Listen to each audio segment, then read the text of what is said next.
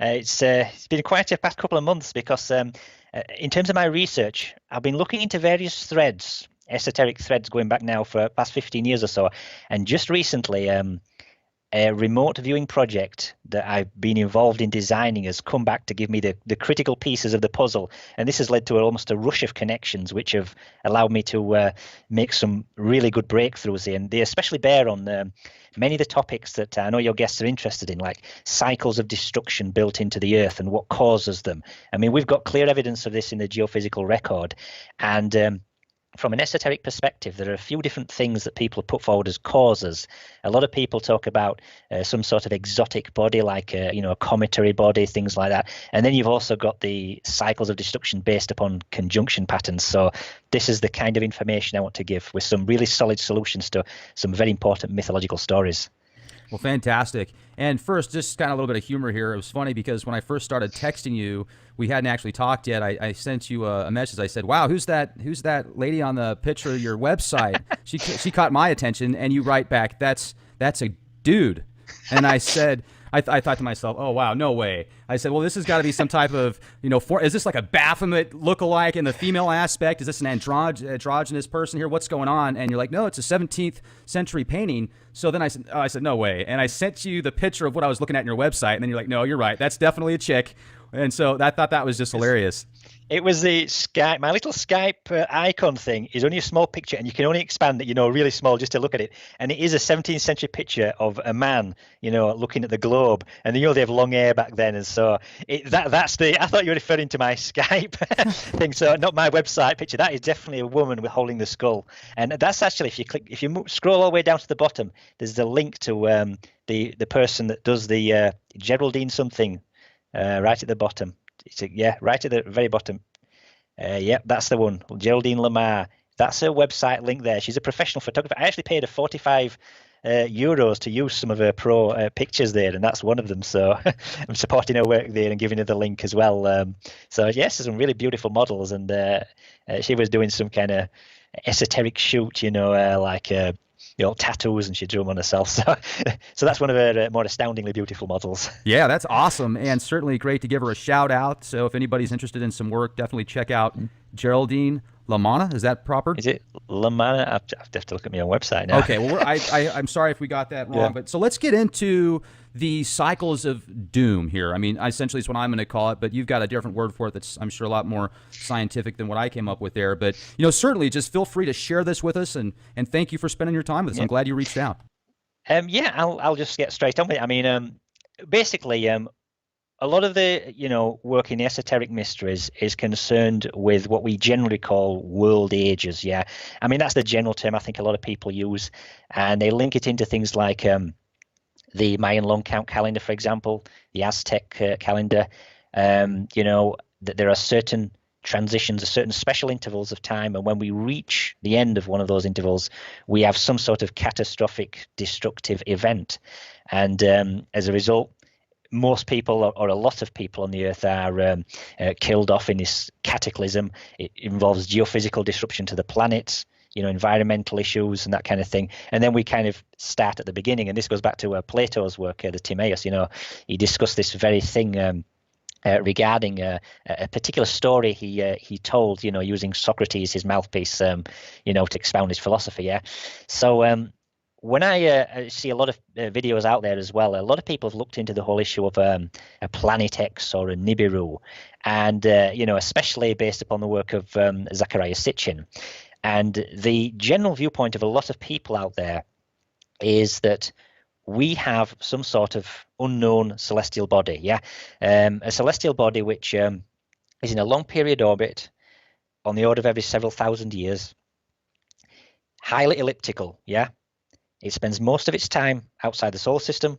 It periodically makes a deep penetration, and when it does, it exhibits cometary type features, or it gets close to the Earth. And a lot of people say, well, we know about the whole issue of pole shifts. That is where we've got the Earth itself, and we have like a radical change in its orientation of its axis. We've got the Portolano maps, such as mentioned by people like Graham Hancock, giving you accurate coastlines of, say, Antarctica ice free. And this is these maps date to before we could accurately measure longitude.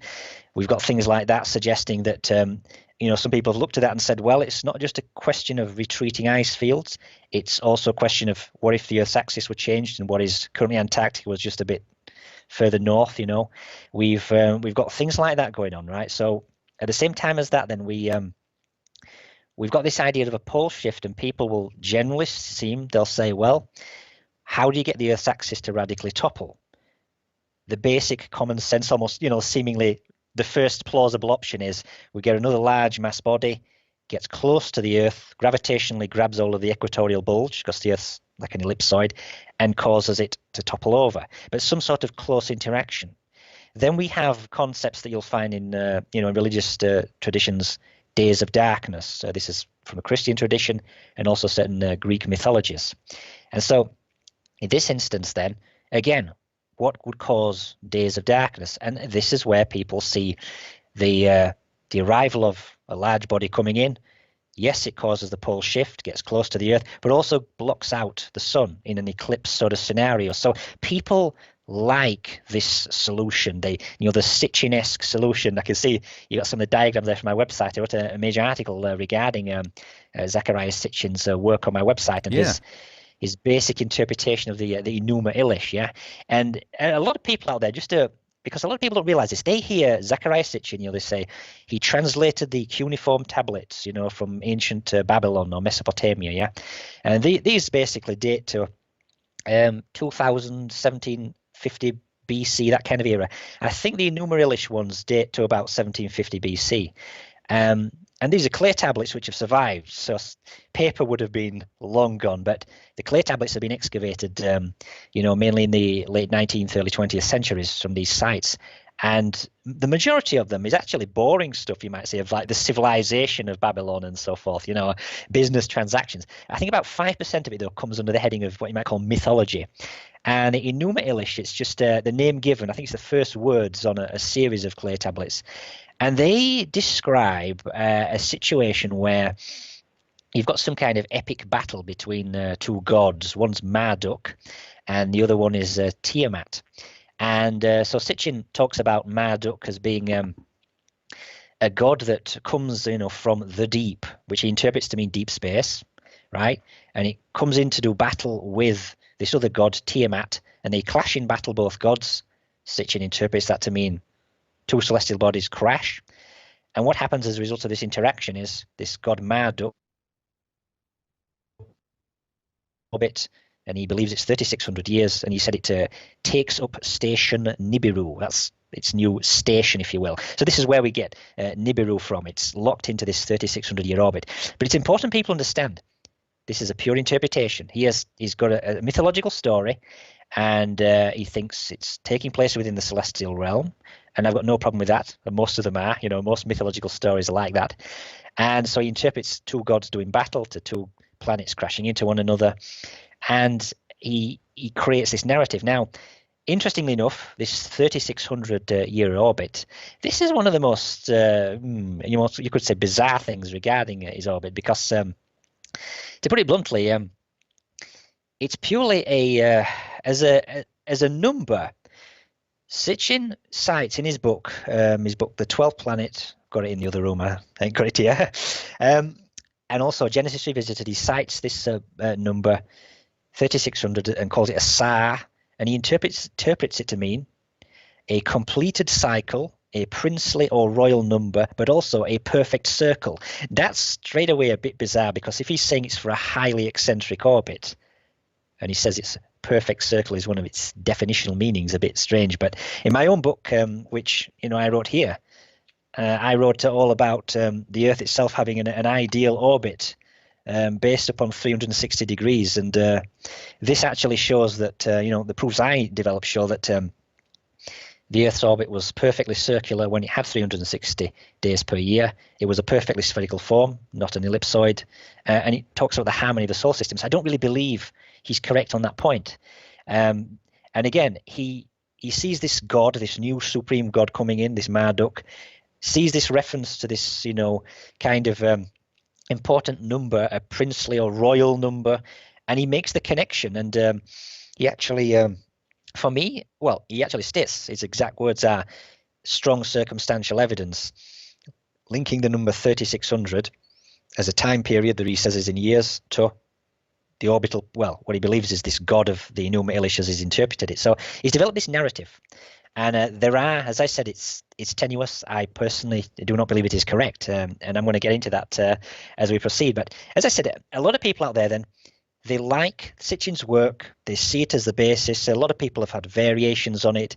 Maybe it's not a small rocky body. Maybe Nibiru is a planet orbiting a star. So they've gone into variant themes like the Earth's in a binary system.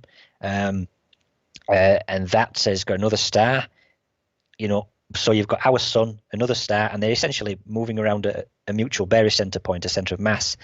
And depending on variations here, you're either going to go for it's the solution to precession, and that's why we have the celestial shift, or you might say, no, it's not a solution to precession, but this binary star is close by, but we can't see it because it's a dark star, a brown dwarf. People have gone down that road, and then so they've said, well, we've got maybe Nibiru, rocky body, and other people have said it's some kind of star, and there's multiple orbital bodies, Nibiru being one of them, and the star doesn't enter our solar system, but these celestial bodies do at certain times. I think a lot of people know where I'm going, and they're saying all that. Now, what I personally have found in my own work, though, is that entire line of thought as an explanation, as a solution to understanding the cause of these cycles of destruction. I believe that is completely in error, and that what we really need to focus on are not it's not this solution involving some unknown body, but what the ancients also talk about, and these are conjunction cycles, right? Now, the ancients often talk in an astrological sense about what they call the music of the spheres. And one of the things that we know about music from the physical sciences is this concept of resonance. And I'm sure you've all seen these little demos where somebody gets a glass, puts it in a controlled chamber, and they hit it with various sound waves, and then it starts to wobble, and then it shatters. Yeah? Right. First it becomes agitated, and then it shatters. This is because the sound wave frequencies they've hit the natural frequency of the object, yeah? And this is what causes catastrophic failure. Now, when you look at the ancients themselves, their view of it is something similar. They refer to the planets as all sounding out their own wonderful musical harmonies, the music of the spheres. And when certain patterns are established, especially conjunction patterns, that's when we achieve these resonant agitative states, right? Now, I know that, Rex, you've looked at the book like the Nag Hammadi. You've got a copy right next to me, actually. Yeah. Most updated version. Yeah, I don't know if this is the updated one, but there's a nice one on the origin of the world. One of the this is for people who are not familiar with it. Nag Hammadi. It's a series of paper manuscripts that were salvaged from. Well, I think they've been dated to about the 4th century AD, but they were uncovered in 1945 in Egypt, in a place called Nag Hammadi. There are many treaties. Some of them are Christian in their tradition. Some of them are Egyptian. Yeah, there's even, I think, the Asclepius from the Corpus Hermetica. There's even partially a copy of Plato's The Republic. So it really is a library, as it says on the cover. It's not even one particular viewpoint, but it gives all kinds of, apocrypha, if you will, reserved teachings, not generally put out there. And when you see some of the statements in it, here's a good one. When they talk about the consummation of the age, this is from On the Origin of the World, just to relate a point. It says, before the consummation of the age, the whole place will shake with great thundering. Then the rulers will be sad. The angels will mourn for their mankind. The demons will weep over their seasons. Then the age will begin, and they will be disturbed. Their kings will be intoxicated with a fiery sword, and they will wage war against one another, so that the earth is intoxicated with bloodshed. And it says, then the sun will become dark. The moon will cause its light to cease. The stars of the sky will cancel their circuits. And a great clap of thunder will come out of the great force that is above, all the forces of chaos. Now, this is just one of those references talking about celestial bodies, things shaking, cancelling their circuits, a nice theme. But there's also another interesting one. This is Berossus and Manetho. Berossus, 4th century BC, a Chaldean. We've only got fragments of his work, and so this is just basically, I'm quoting a Roman here, Seneca, Naturalis Questiones, I think, questions about science, basically. And he's just referencing this guy, Berossus. It says, Berossus, who interpreted the prophecies of Bel, attributes these disasters, the end of the world and its aftermath, to the movements of the planets. He is so certain of this that he can determine a date for the conflagration and the great flood.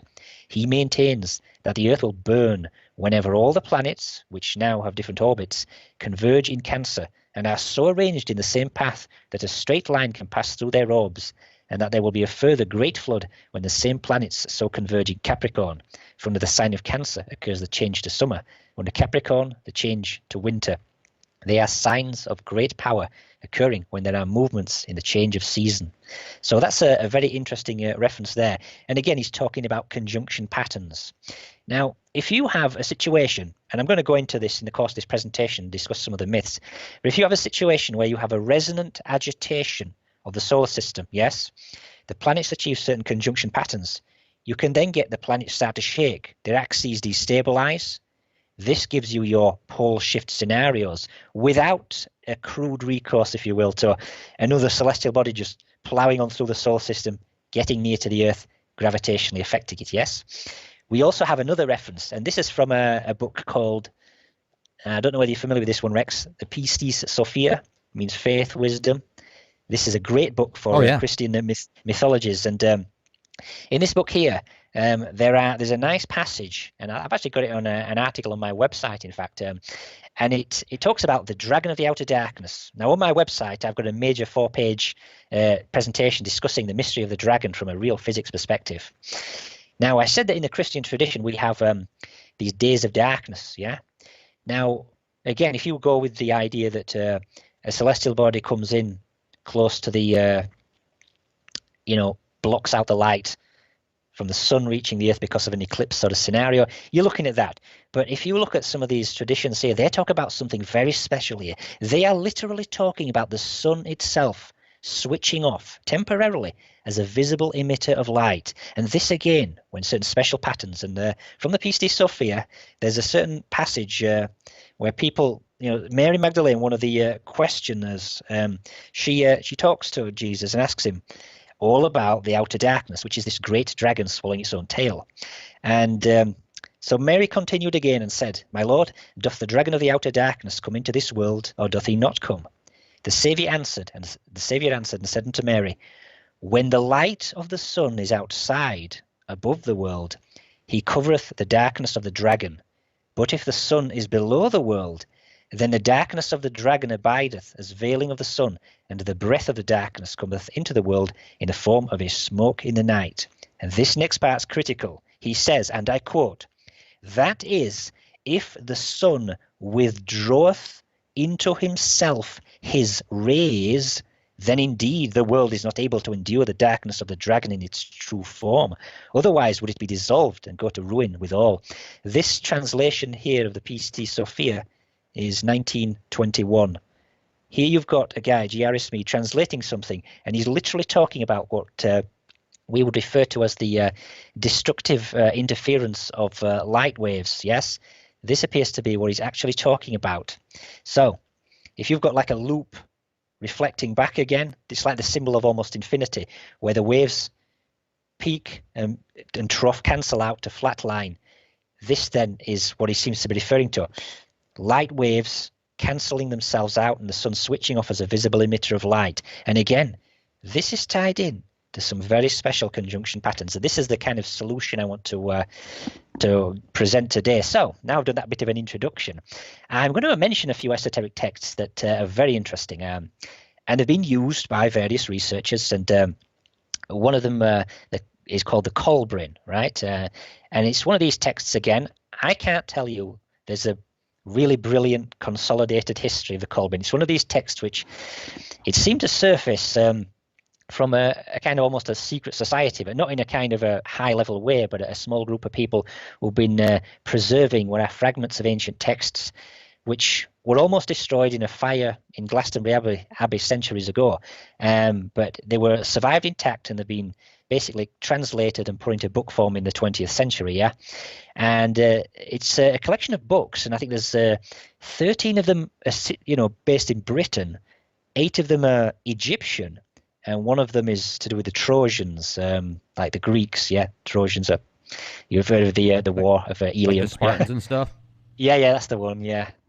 Troy, Ilium. There's Homer. He wrote the Iliad, and That was based upon that war. It's a classic. So the Kolbrin then, it talks about an object, an unknown object. It is not identified, but it's this great object that appears in the sky, and it gets closer and closer, and it's like a mountainous fire, and everybody's scared of this object, and it's belching forth all kinds of material.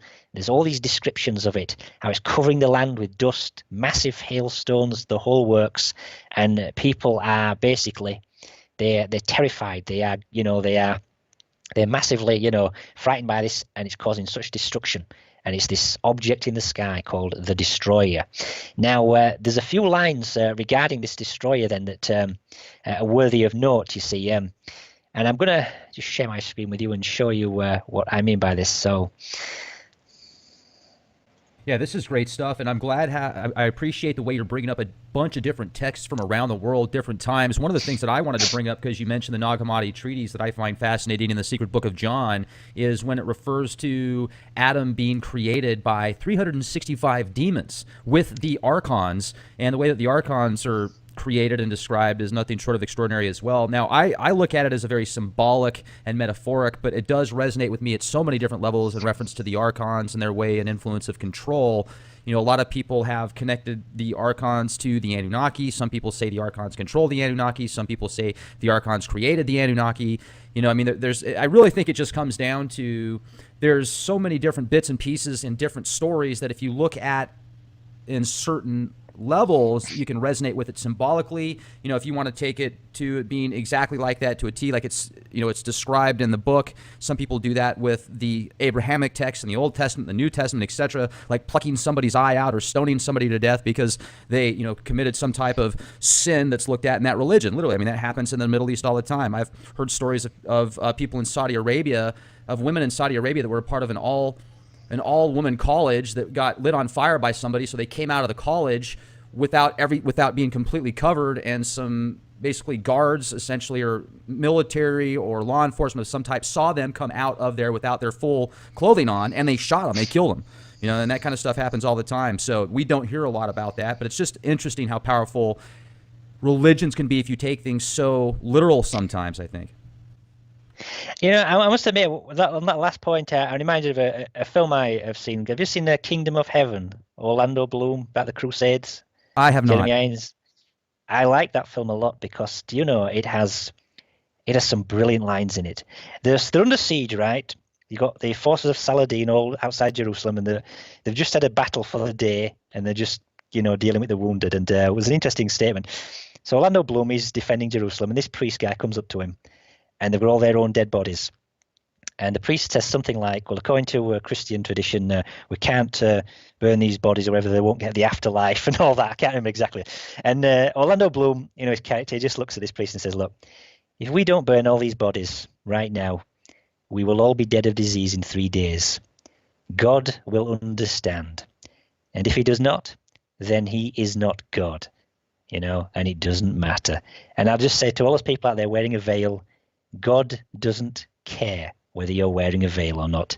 And if he does, he is not God, in which case it doesn't matter. That's what I'd say to that. As far as the thing about, you're going to make that person horny, man. You better put some clothes on. What are you doing? Yeah. Look, you can see her neck, man. Isn't that hot? Oh my gosh. It is crazy, and in a lot of Islamic countries, it's literally illegal for, say, a Christian to go over there and start preaching Christianity, but it's okay for them to come over to a Christian country. We allow them, we're letting them preach their religion, but it's illegal to do the same. So it's interesting. Yeah. In reference to the Nag Hammadi stuff that you were talking about as well, though, I could talk for a while on this. You talk about them being symbolically interpreted, like the archons and whatever. For me, it's like with many things. You're either dealing with stories that you generally interpret when we talk about, the gods, capital G or small g, maybe. I think small g, yes. We're either thinking about natural forces and the mathematics of their structure somehow tied into frequencies, and also qualitative principles activated. And I definitely would say that the whole story about the fall of Sophia, the whole, work there, and, Yaldabaoth, the demiurge, the half maker, He's the chief god of the blind. He's the guy that creates all the lower, rulers and whatever. And the structure you talked about, 365 demons, that's in the Peace Sophia as well. And I believe under those there are another 1,800 demons under there. And again, it's a kind of a structure to the cosmic framework as a kind of prison cell, an energetic structure which is flawed. And these cycles of destruction, they basically prevent the world from reaching too much disorder by realigning it again. Yes, they kind of do that. So there's that aspect to consider here, and I would say definitely that's a part of it. So anyway, back to the cycles of destruction. Now, can you see on screen this highlighted passage I've got? Yes. This is a section from the Colbrin, and it's almost like a Jesus type story. There's a guy called Habaray who's one of the smartest guys around, so to speak, and he's going to various villages teaching them various teachings, ancient wisdom stuff, but they don't like what he's saying and he's kind of upsetting them. So instead he teaches them, as it says here, so Habaray concealed many things from them and taught by simple tales things within their understanding. He taught them the mysteries concerning the wheel of the years and divided the year into a summer half and a winter half with a great year circle of 52 years, 104 of which was the circle of the destroyer. So we've got this statement here that this destroyer body, this strange star that caused all this destruction, it's tied into something to do with a 52-year cycle, something to do with 104 years, which is the circle of the destroyer. In another reference, it talks about this destroyer comes and talks about every 25 generations or something like that. Now, depending on whether you're going for what is a generation, 25 years, 50 years, you get this general viewpoint that this destroyer seems to come on the order of every couple of thousand years possibly. But for some reason, we've got this very interesting reference here towards 52 years and 104 years. And it makes you think that maybe this is a special interval that is used to actively track this destroyer. So the first step to identifying this destroyer is to understand what's this 104-year circle of the destroyer all about. And we've got this cycle of 104 years. So what's the significance of this cycle? Well, the answer is tied in to a particular cycle, which is a calendar system that was created by the Aztecs and the Maya of Central America, right? And in this regard, then, they had a special cycle which was based upon 52 years. This is a special calendar cycle associated with a ritual that they engaged in. You see, when we, as European explorers, starting mainly first with the Spanish, we went over, in 1492, and following that, we went over to the Americas and we met the indigenous peoples for the first time. And so there were a lot of people that went over there, especially with the Spanish expeditions, and some of them included priests, right? Because obviously they wanted to, when they met the local natives, they needed to convert them to Catholicism, which is the one true religion. Of course it is. There can't be a mistake on that. So they basically, they didn't like all of their rituals and practices and thought they were of the devil, yeah? So they met up with the natives and they got acquainted with them and asked them about their traditions. And we've got a nice reference here, and this is from a book. This is by, can you see that? The Adrian Gilbert, Maurice Cotterell, The Mayan Prophecies. Now, I'm going to cite here this nice little passage. This is from one of the guys that went there, a Christian friar, Bernardino Sahagun. And he talks all about this ritual that he found that they were engaged in, these Maya. Well, the Aztecs did it every 52 years. The Maya actually did it just every year. But it's interesting that the Aztecs seem to be doing it every 52 years. They really understood this cycle, it seems, well, at least to some extent. And it says here, and this is a quote then, from Bernardino Sahagun, and this is from, I think, 1564. The measurement of all times that these Indians, the Mexicans, carried out was as follows. Largest measurement of time was 104 years, and they called it a century. Half of this period, which is 52 years, they called a sheaf of years. This number of years they have counted since ancient times.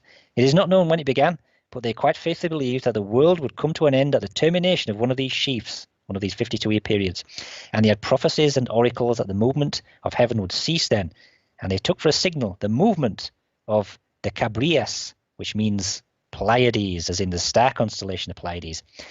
They took for a signal the movement of the Pleiades in relation to the night of the feast, which they called And I'm not going to try and pronounce that, but there's this feast. Anyway, it's basically called the New Fire Ceremony, yeah? They lit a new fire. They put out all the fires throughout all the lands, extinguished them all, and then on this one special day of a year, right? And this is when there is a conjunction between the sun, the Earth, and the Pleiades star group in that order. Now, the Pleiades, when I say you might think of it as a constellation, but in actual fact, it's a very small, compact group of stars. Most constellations, the primary ones we have, like 12, the main 12 ones, they all split up, 30 degrees along the ecliptic, yeah? They split up the Earth into 30 degrees.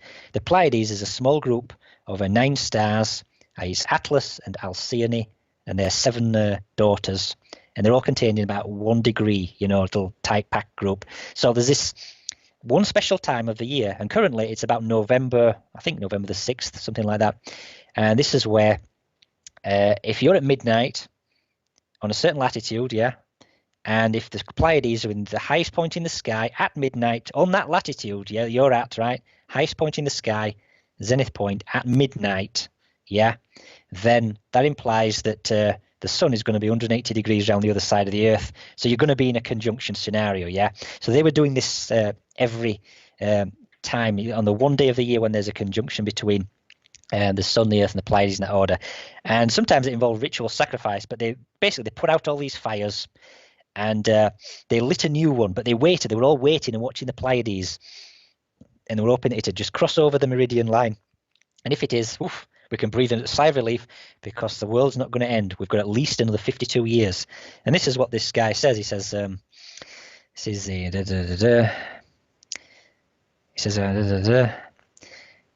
says here, when they waited until they arrived, yeah.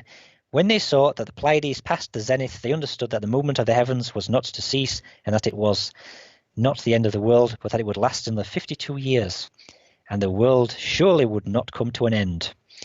The last new fire ceremony they held was in the year 1507. They held it with all solemnity because the Spanish had not yet arrived.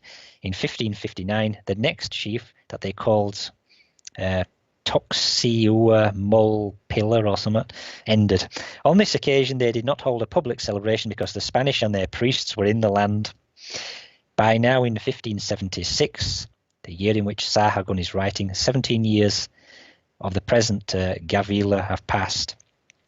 And again, he goes on to say, it is clear that this method of measurement was the devil's invention in order to renew the covenant they had with him every 52 years, frightening them with the approach of the end of the world, making them believe that he extended time and granted it to them as his gift, moving the world forward. So in other words, he doesn't like their ceremony. He thinks it's all of the devil, but it is incredibly interesting that here you've got a ceremony that they do every 52 years, and they think that somehow the end of the world will follow on one of these intervals.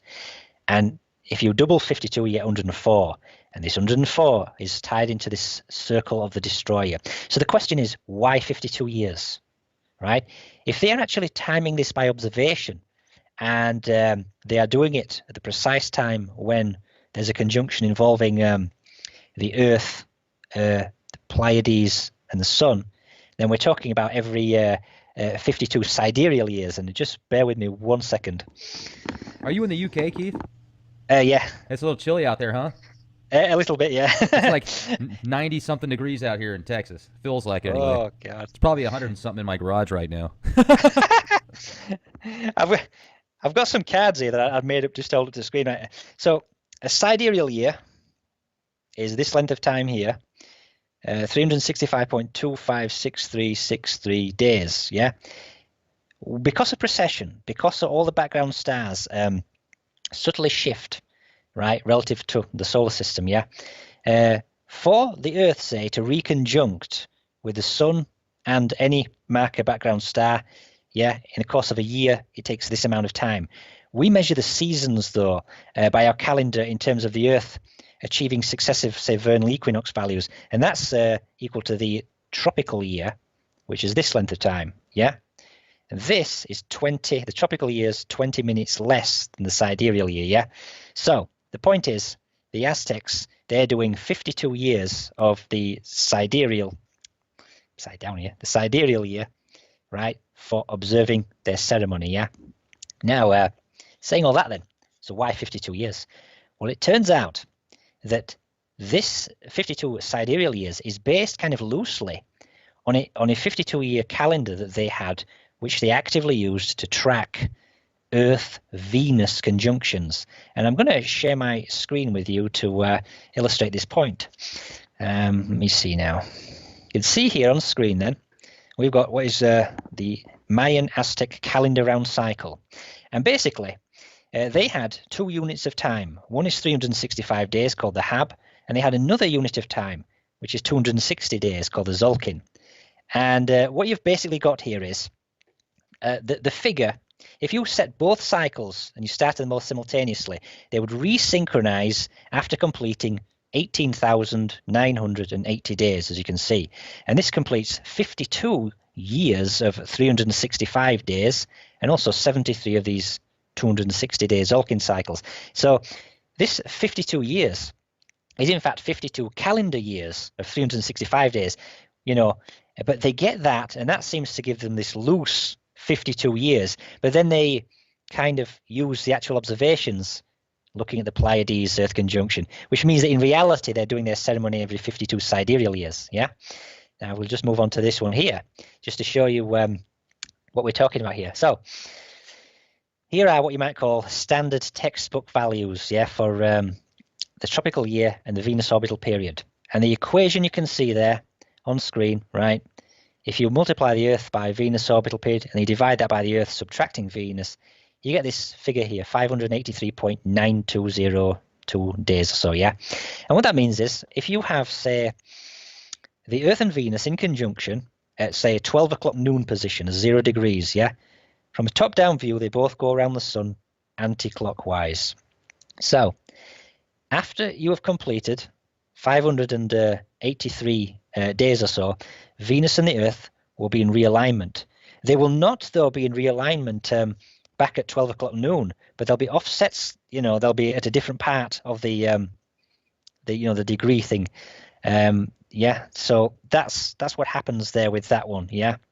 So in that instance, I think it's like 1.6 times into the new orbit for Venus. Oh, wait a minute. I'd have to work that out on my calculator. But yeah, I did an animation for this, so I'll have to see if I can get that to you. But basically, they don't reconjunct to the same point in the sky. Yeah, you'd need to have many more multiples before they did that. But anyway, this is where we get this 52-year cycle from, right? But what they did, and you can see on screen here, we get this 18,980 days.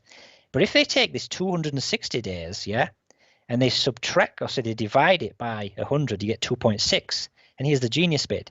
If you take that off, the 18,980, yeah, and you then divide that by your conjunction cycles, you get 32.5, almost dead on, but not quite. In other words, you've got 32 and a half Earth-Venus conjunctions, right, within one of these 52-year periods, yeah? And this is why we double the values. If you double all the values, it becomes 37,960 days rather than the 18,001, yeah? And it's 104 years of 365 days. The correction error is doubled to 5.2 days.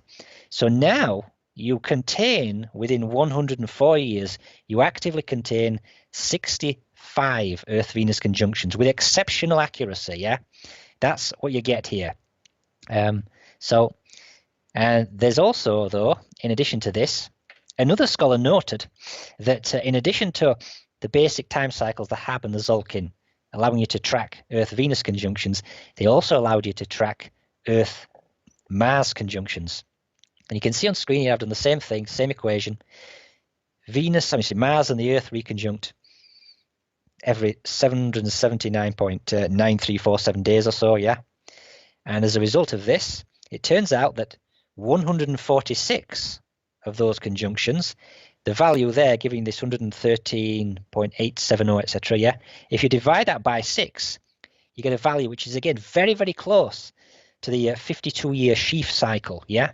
And interesting enough, 146 divided by 2 is 73, and 73 is the number of 260-day Zolkin cycles that link into the 52 years. So you've got this close correspondence, here. And there was a researcher called Lounsbury, a real orthodox Mayan scholar, and he noted this Mars connection, right? So You got the Mars connection there, like so. So what you've got then, to summarize, you've got the Kolbrin talking about a 104-year cycle linked to this destroyer body, this unidentified star-type body. You've got the Aztecs and the Maya. They've got a calendar tied into Earth, Venus, Mars conjunctions, and also the Pleiades thrown in as well. Yeah, and this particular calendar system, then they use this to track what they thought was the end of the world, to try to prevent it from happening. Yeah. So what's the connection, and how can we get some more details about this? And the answer is yes. You see, we need to just go from the New World, from Mesoamerica, or Mexico as it's now called, and we now have to go back to a book from this is an absolute classic book. I recommend this one, Ovid, Metamorphoses, right? Publius Ovidus Naso, he was a Roman, and he was born, it says here, 43 BC to 17 AD, right? So this book is all about Greek mythology, okay? We're talking like Zeus, Poseidon, Hades, Ares, Aphrodite, all that lot. If you've ever seen the film Clash of the Titans, it's that pantheon of gods, yeah? So he's giving all these descriptions, or all these fantastic tales of the Olympian gods. And again, a lot of them are allegorical tales, all to do with the planets and various patterns established by them, okay? Oh, yeah, go ahead. Yeah. I was just going to ask you a quick question then. I mean, as far as the Titans go, and then release the Kraken, you think the Kraken was actually real, possibly? Well, as a matter of fact, what I'm going to get into a bit later on, the Kraken, if you're obviously from the film Clash of the Titans, Perseus is the big hero, and he's a constellation in the sky. And although it's the Kraken in the films, like the one Laurence Olivier was in, and there was a recent remake, the sea monster's called Cetus, which is another constellation. They're both close to one another in the sky. And these constellations are critical markers for the time when these days of disaster occur. So I'm definitely going to get into that solution, so bear with me. Absolutely. So anyway, this book then, Ovid's Metamorphoses, there is a really good story in it. It is the story of how two gods, Aphrodite and Ares, were having an illicit affair. Now, Aphrodite is the goddess of love. Ares is the god of war. And Aphrodite is married to Vulcan, or Hephaestus. He's this craftsman guy. So Aphrodite is having an affair with Ares. And the story goes, in Ovid's Metamorphoses, there's a witness to this illicit union between Aphrodite and Ares. The witness is the sun. The sun sees both of these gods in improper union, and as a result, goes off to the husband, Vulcan, or Hephaestus, and says, hey, your wife, she's unfaithful. Now, what does Vulcan do? Because he's this master craftsman, he flies into a rage and thinks, right, what am I going to do? I'm going to get her. I'm going to get my own back on her. So what he does is he fashions a netting, a special type of net, okay, which is so fine that even the gods themselves can't see the chain netting. So, and he puts all this netting around the rafters of the bed, their marital bed. And then he makes, when all the gods are there, he says, hey guys, I'm going to visit my favorite shrine in Lemnos on the earth. I'll be back in a few days. Knowing that his wife and Ares are going to go straight to the marital bed and, get it on. So they both go then, and they lie down in the bed, and then the chains fall straight upon them and capture them, yeah?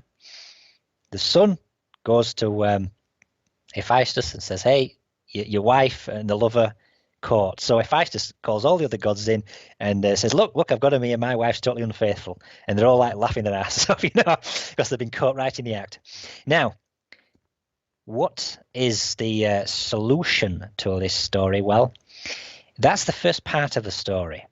Before I get into that, let me tell you what happens next. And this is where we get the mythology, which ties into some sort of earthbound disaster. Aphrodite is released from the chains along with Ares, with some compensation, to the husband. And she's furious with the sun. because the sun was the one that informed the husband, her husband, about the affair. So she decides to take revenge on the sun, and because she's the goddess of love, love is her weapon. She puts it into the mind of the sun to become infatuated with this goddess called Lukotho. Yeah, she's sometimes called the white goddess, and she's some kind of nymph chick, some really hot-looking woman. Yeah, so the sun is going about his daily job, bringing light to the world. He's going across the sky in a nice smooth arc, and he catches sight of Lukotho on the earth. And what does he do then? Well, what does any man do when they see a hot chick? He slows down in the sky, forgets what his job is. Hello. Yeah, exactly. So he wants to get an eyeful of this hot chick on the earth. And Ovid relates how he's distracted by this woman every time he's going round. So sometimes he's going too slow, other times he's plunging into the waves too fast at the end of the earth, He's kind of all over the place. So what he does is he goes to visit Lukotho to declare his love. He's disguised, as gods do, as Lukotho's mother. And when he gets there, Lukotho has 12 maidservants, right? Big hint. He dismisses the maidservants and then reveals himself to Lukotho, and he embraces her, engaging in a union with her. In other words, they make love, just like Ares and Aphrodite. Now, what happens is Lukotho's got one of these jealous type sisters who says, hey, to their father, the sun and Lukotho, they've been getting it on here. That's not right. So his father is furious, what his daughter's done. And as punishment, he kind of buries her in some kind of pit. And the son tries to rescue her, but he can't, and she ends up dying. As a result of Lukotho's death, because the son was in love with her, he's now grief-stricken. And he goes a pale, sickly colour. In fact, Ovid goes out of his way to say the sun goes totally dark, and it strikes terror into the hearts of mortals. And he explicitly says this is not just the result of an eclipse. This is something more. The sun is totally dark. And he even says the last time this occurred is when he lost his own son Phaeton, which is another interesting story. That's for another time, though. So the sun goes dark. So firstly, we've got the sun all over the place, distracted, going across the sky. Yeah, and then we've got the sun going dark. And all this is tied in, seemingly, to some destructive events. Because basically, if we're talking about the sun slowing down and speeding up in the sky, we're not really talking about the sun. We're talking about the Earth's axis being destabilized. And we're talking about the sun suffering a general switching off as a visible emitter of light. Now, what is the solution to that story? Well, oddly enough, this book here, Hamlet's Mill, has the answer. And I can't remember the exact page, but there was a guy, Lucian of Samosata, does give the solution to this. And it involves, basically, he notes that I can't find page, so sorry. Anyway, he basically, what they cite here, the authors of Hamlet's Mill, they cite Lucian of Samosata as a Roman, again, same time as Ovid. And he states that this particular story, right, of Ares and Aphrodite being caught in the net, Ares, god of war, that's the planet Mars, Venus, Aphrodite, yeah, goddess of love is Venus. So when we talk about the sun seeing them in an improper union, the sun's the central star. So Venus, as an inner planet, moves up into conjunction with Mars. The sun sees a conjunction. He sees a conjunction between Venus and Mars. And Lucian says in his solution here, he says the netting is the Pleiades star constellation, a conjunction of those three things, yes? Now, we can also note that we then have this conjunction involving seemingly the sun and the moon and the earth, yeah, like an eclipse, yeah? That also would be a conjunction. And this is the one that seems to lead to a day of disaster, okay? So we've got some kind of conjunction pattern here which is actively associated with some sort of disaster. And this is where I'm going to have to discuss by my own original research here. When I look at the works like of Hamlet's Mill and Immanuel Velikovsky was writing in like the 50s and whatever, there's one thing that the authors of these works did not do that would have really completed their research. And we can totally forgive them because it wasn't available to them really. But right now we have available pretty much to everybody with a computer. We have some very fancy astronomy software out there, yeah? And we can look at the sky going back thousands of years, yeah, or even forwards thousands of years. And we've got constellations mapped into them, the positions of the planets. We are now at a time when we could do an evaluation of the heavens to work out just when, to try to, draw it out and figure out when these special cycles occurred, yeah, which triggered these celestial resonance events, yeah. And that is exactly what I did. I went to do a package called Starry Night. Starry Night Pro, a ridiculously expensive one, and I've got it on the computer. And I did a very deep analysis of all the conjunctions that were involving associated with Venus, the Earth, Mars, the Pleiades, going back from the present time back to about 14,000 BC. Yeah, and I wanted to see if I could work out when this kind of pattern, as identified in Ovid, took place, and whether I could really confirm it. Now, here's where we have to get a bit esoteric. So let me ask you, Rex, what do you know about remote viewing? Well, I guess you could say I know more than most. I've interviewed Daz Smith, Dick Allgaier, Courtney Brown. I've researched it quite extensively as well. I know about the controlled remote viewing program that the military has. I've talked to Pat Buchanan, so I know a little bit. Well, I got somebody to remote view what is generally referred to as Planet X. The body in question identified in the Colbrin. I designed a unique experiment, well, to me at least, a specific tailored experiment in order to try to determine and identify what the celestial body in question was. And one of the classic ones I had at my end, a ton of envelopes, all with random codes on. And I sent the remote viewer a list of those very same random codes. In each envelope were target details, right? And I basically wanted him to try to remote view it. But let me tell you the basis behind this experiment, though, before I proceed to the results. Everything I've told you so far, you're no doubt familiar with the work of Velikovsky, right? And Immanuel Velikovsky, and you've also interviewed, is it Walter, is it Thorndike, is it Thunderbolts? Wal Thornhill, great guy. Wal Thornhill, yes. I've seen a few of their presentations as well, and they follow the work of Velikovsky. And Velikovsky is of the viewpoint that Venus was once a comet. And also, the Thunderbolts project, Wall, is from the previous interview, a lot of people are under the impression that Venus is a recent entrant into our solar system, that prior to about 3000 BC or whatever, no records of it, yeah? And it came in as a comet, caused a lot of devastation, and then went into a kind of a planetary type orbit, yeah? Now, Velikovsky was of the view that prior to the 8th century BC, for a period of a few thousand years, the Earth had 360 days per year, and that something happened round about the 8th century, and that caused a change so that the length of the year then increased to that one, yeah, went to 365 days or so, yeah. So he thinks that. Now, personally speaking, that is directly in conflict with my own research. Whereas I do believe the Earth once had 360 days per year, I believe that was many, many millions of years ago. We'd have to get into another topic on that one. But suffice it to say, what I'm going to present actually today is going to essentially prove that the Earth had 365 days or so, going back definitely to well beyond 3000 BC, well beyond the time period of Velikovsky. But basically, Velikovsky was under the impression that Venus was a comet and that it came in recently, caused some devastation, settled into a planet. Yeah, planetary type orbit, yeah. Well, what my own work has revealed here is that what we actually have is not that. Venus has, in my view, been in the solar system for eons, just like, say, the Earth.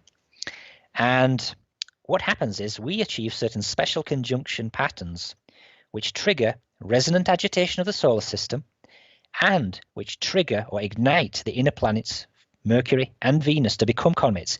They flare up, develop a cometary tail which stretches many millions of miles away from them. Yeah, and this may last for possibly a few weeks or months, I'm not entirely sure, but then it dies down again.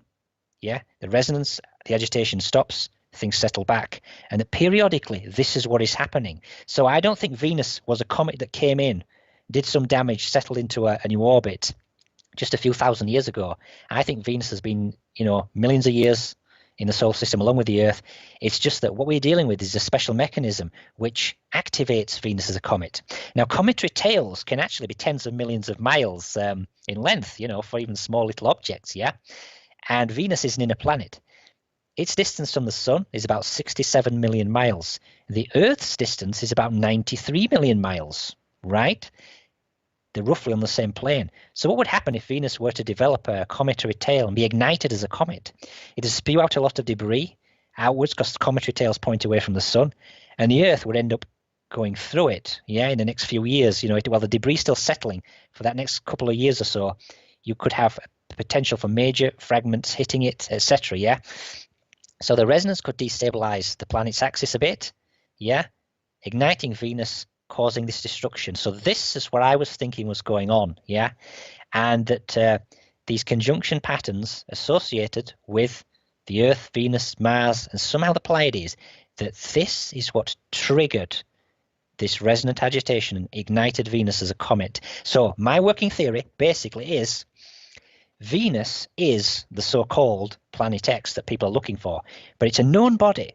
So for all those researchers out there thinking that there's some unidentified body that we need to look out for in a highly eccentric elliptical orbit, I think that that body that you're looking for is a fantasy. It does not exist, I think we're dealing with special conjunction patterns, and this ignites Venus. Venus becomes the comet, and it's material that comes away from Venus, which periodically hits us. That's the danger. And I'm going to tie that together with some geophysical evidence. But for now, then, I had got this remote viewing project, and I know a remote viewer, and I have to say it was working blind, so he had absolutely no idea what the experiment was, and it was a big ask. I knew he was interested in this subject, and we've been speaking on and off for several months or whatever, well, maybe a year or so, here and there. But I kind of approached him, in a lull point, and I said, there's this project I'm interested in, and I know you're a remote viewer, you've told me. And I said, I know you're really interested in as well, and I can't tell you about it, obviously, because you've got to be blind. You need to know nothing about it. And so I said, but I'll give you full disclosure, full details and everything, right? And he said, okay then. So I said, what I'm going to do is this. I'm going to send you 62 random codes. That's what I sent him, a list, So I sent him random codes, right? At my end, I had 62 envelopes, with these random codes on. And inside each envelope, sealed away, right, I got a slip of paper.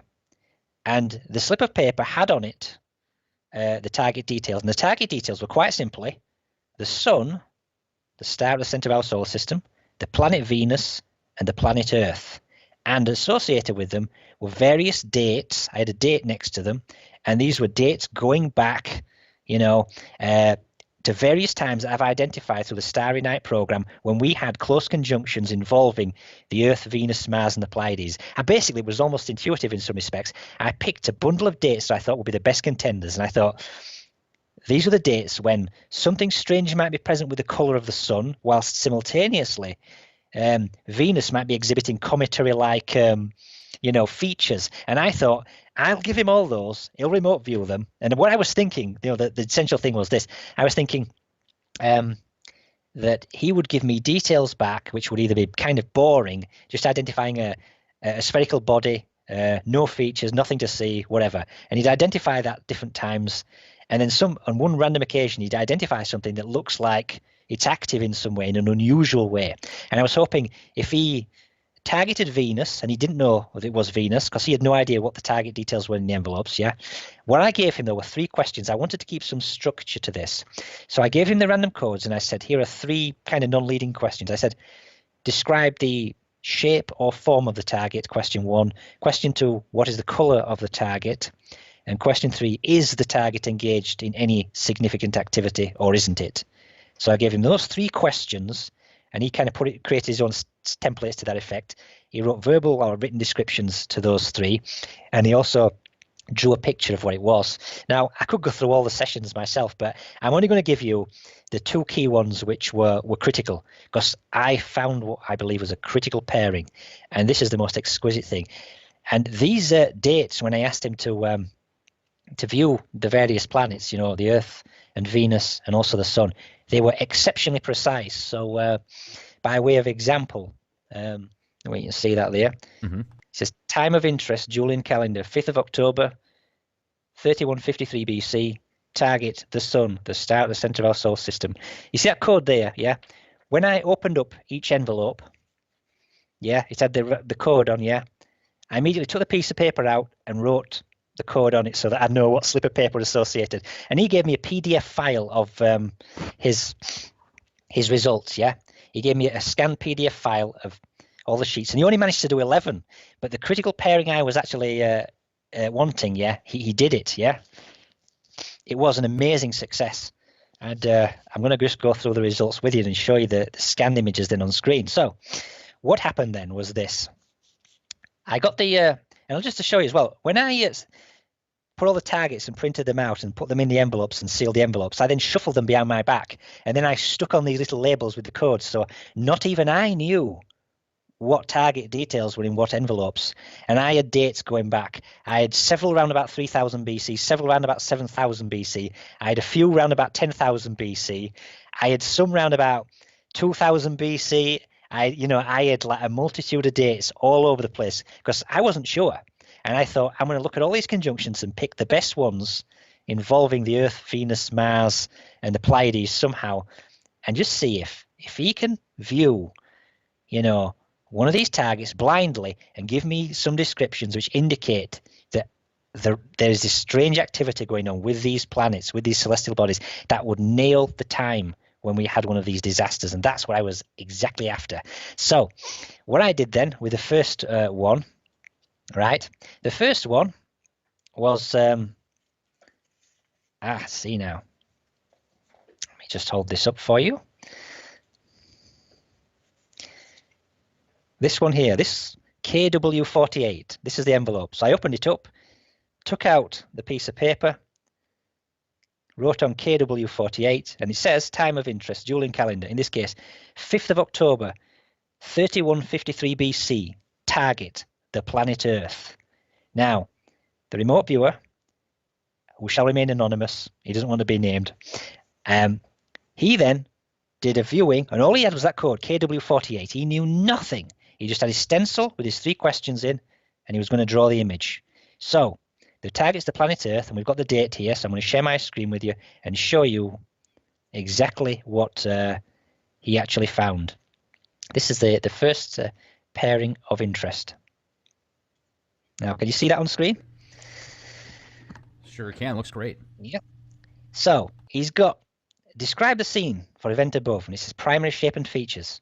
Man standing with staff, dresses in robes, dog or other 4-legged animal nearby, people sitting on hillsides. A river flows nearby, bright 6-pointed star in the sky. And then he puts main colour, earth tones. Now that's very interesting because the target is the Earth, and he's kind of picked up on that. And he says, quiet, people quiet and orderly. Maybe they are eating. Man and people are waiting for something. And he's got, see this guy with his staff and the way he's drawn him. And there's this river on one side. We've got all these groups of people waiting around, and we've got a 6-pointed star. And this, again, he's totally blind. He doesn't know what he's viewing. He doesn't know the significance at all. So, when we have a disaster on the Earth, we'll tend to get a mass movement of people, won't we? We'll kind of get like an Exodus type event, wouldn't you expect? And when I saw that, do you know what I thought to myself? I thought, look at Charlton Heston there in the 10 Commandments, parting the Red Sea. We've got a few animals in the gap bit there with all the people waiting around. He's there with his staff. You can see that right there. I swear to God, I thought this guy could be channeling the very movie, And in the way remote viewing works with intent, it is conceivable that he was channeling the movie scene, But I think he'd latched onto some sort of Exodus type scene, with that remote viewing. Now, I realize that initially looking at this, you're thinking, well, maybe, but it could mean anything.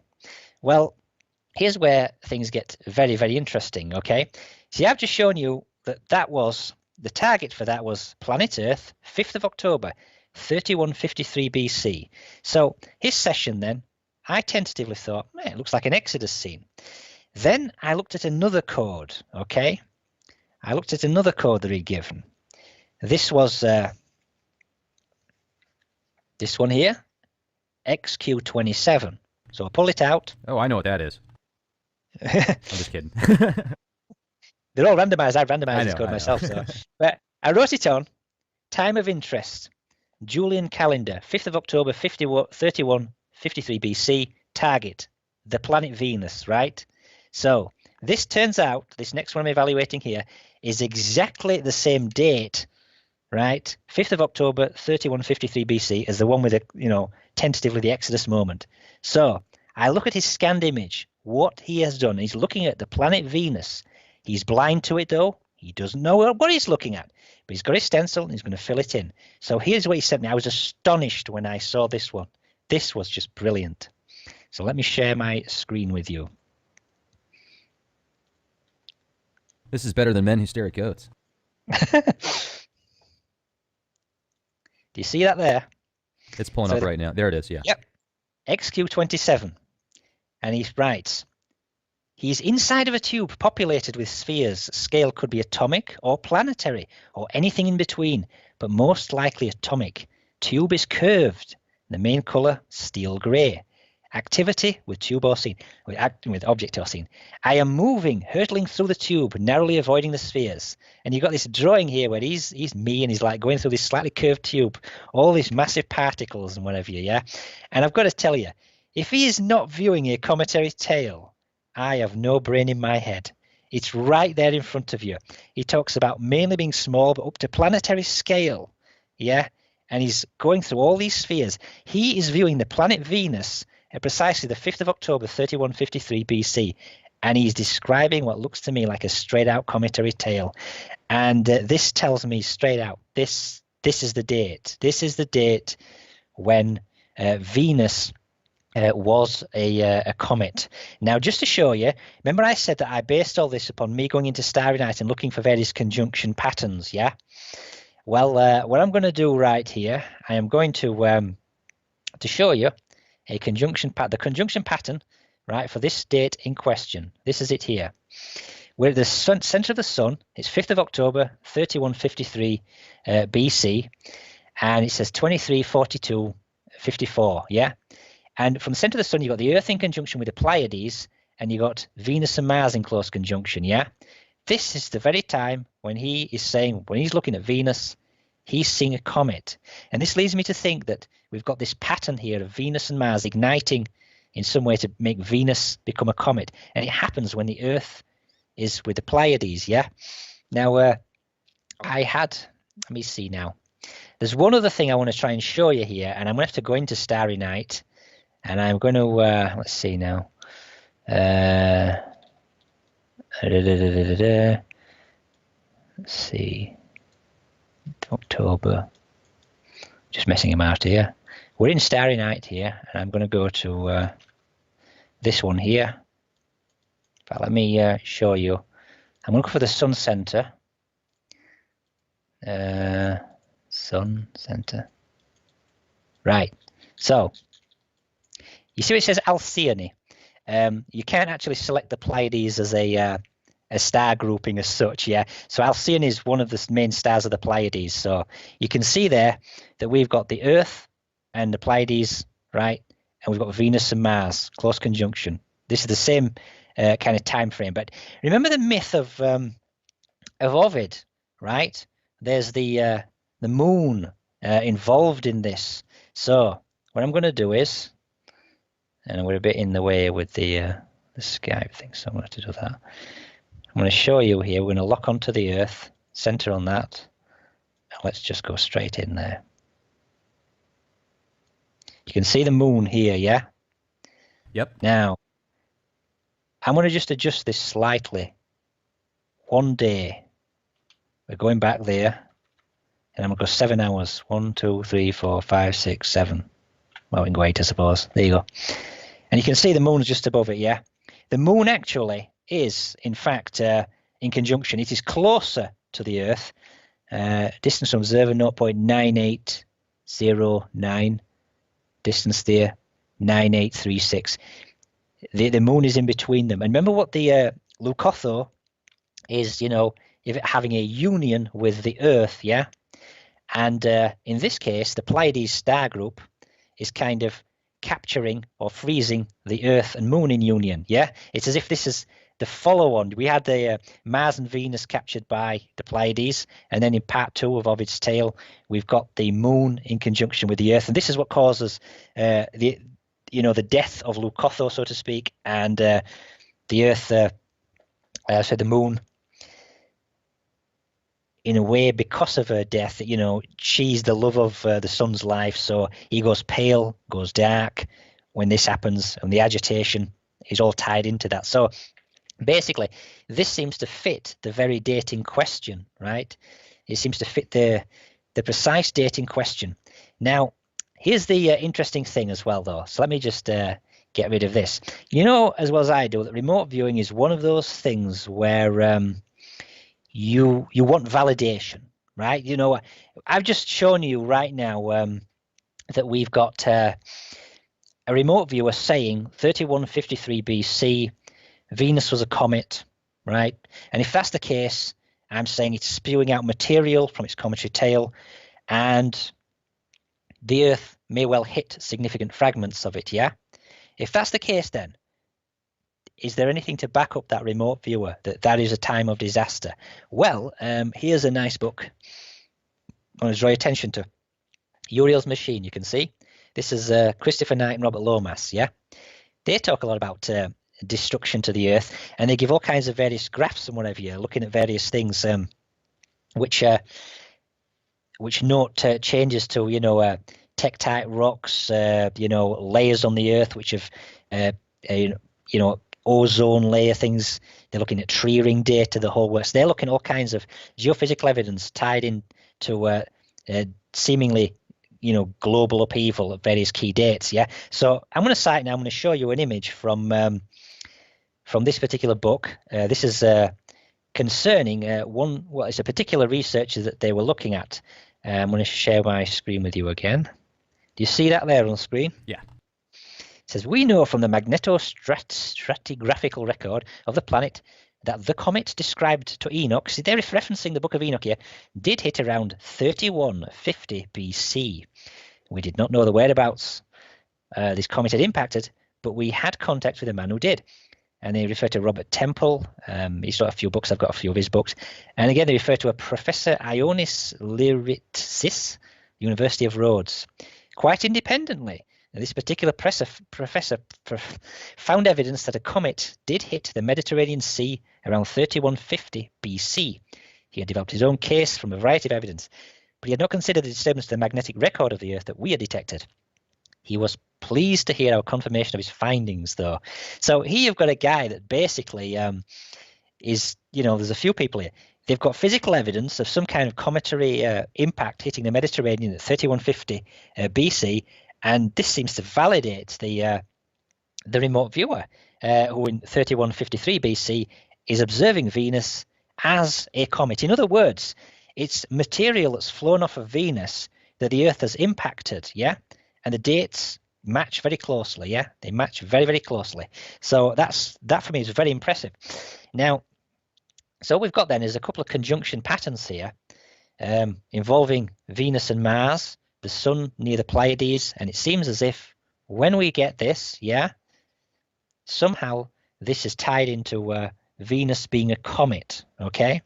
Now, let me then go further and say something else, because I looked at some other data, right? I looked at some other data which really takes this forwards even further. I looked at a future date. Now here I'm going to cite another book. This is a screenshot here. The Cosmic Winter. Victor Clube and Bill Napier, 1990. One chronicler, I believe this is actually a monk from a monastery or something, leaves reports of the most immediate cause of the plague. You see, we had the so-called Great Plague in the mid-14th century, the Black Death in Europe, wiped out, depending on estimates, it's either half, two-thirds, or possibly a third of the population of Europe. And it also hit other countries, in China. So we had this massive, death going on. And in 1345, this guy writes, quote, between Cathay and Persia there reigned a vast rain of fire, falling in flakes like snow and burning up mountains and plains and other lands, with men and women. And then arose vast masses of smoke, and whosoever beheld this died within the space of half a day. There seems to be little doubt also that a worldwide cooling of the Earth played a fundamental part in this process. The Arctic polar cap extended, the changing the cyclotonic pattern, etc. And this caused widespread famine, death, and social disruption, right? And again, you had falling populations, abandoned villages, the whole thing. So even before the Black Death came, then a human catastrophe of great proportions was underway in late medieval times. So, in history, we know that this 1345 date, or the first few decades of the mid 14th century, we had massive death and disaster. Now, in Orthodox history, this is all put down to the plague, the bubonic plague. Yeah, but here he's saying no. If you just look at the physical evidence, we have got people describing what looks like a fire, sky on fire dropping down. So this led me to think, wait a minute, if we have got this kind of fiery sky going off at this time, 1345, yeah, could there be a connection to these conjunction cycles involving Venus and Mars? Yeah. So, how I said previously with the sidereal year and the way the Aztecs did their calendar, yeah? The background stars, right? They're very, very far away, and we've got the sun, the center of our solar system. So the Earth's orbiting the sun. There will be only one day of the year, one very special day, when there will be an alignment between the sun, the Earth, and the Pleiades star group. So I went to this year, 1345, and I put in the precise date, 1345, and put the Earth right there when it was in conjunction with the Pleiades. And then I looked to see what was going on with Venus and Mars. And here is what you get. This is it right here. Using again Starry Night. When the Earth is in this conjunction with the Pleiades, we've got a very tight conjunction between Mars and Venus, just offset, around about 25 degrees or so, on the one special day. Now, to have that close conjunction there between Venus and Mars, like that, happening right there on the day in question, okay, when we get this conjunction of Pleiades, it made me think, although not apparent, that Venus was ignited as a comet and we had a disruption to the solar system, possibly weaker slightly than the one in 3153 BC, but the same configuration was present. Yeah, it was present in causing this, unusual situation with the solar system. Yeah. So let's have a little think about this. I'll just stop sharing this for a second. I want to show you something. So the time interval, the precise time interval between the 3153 BC date and the 1345 date is 4,497 sidereal years. Yeah, these sidereal years. Yeah, against the background stars. So here's the other thing. So we're wanting something cyclical. I've given you two dates, both of them highly intriguing. We've got one with a remote viewer confirming Venus is a comet, 3150 BC-ish data saying, hey, some kind of big fragment hit the Earth. We had major disaster. I go forward this number of years, 1345. I've got another researcher, Klub and Napier, in this case. They're saying, hey, same year, we've got some kind of fire coming down from the sky, massive death and destruction. Just so happens, the very time when the Earth's with the Pleiades, and we've got this conjunction, a similar type of conjunction, almost identical practically. So I'm thinking to myself, what would happen if we were to go back in time? Yeah, what would happen if we were to go back this number of years? Yeah, from this. Yeah. Well, if we take this, we know there's a disaster there. We went forwards and found out 1345 disaster.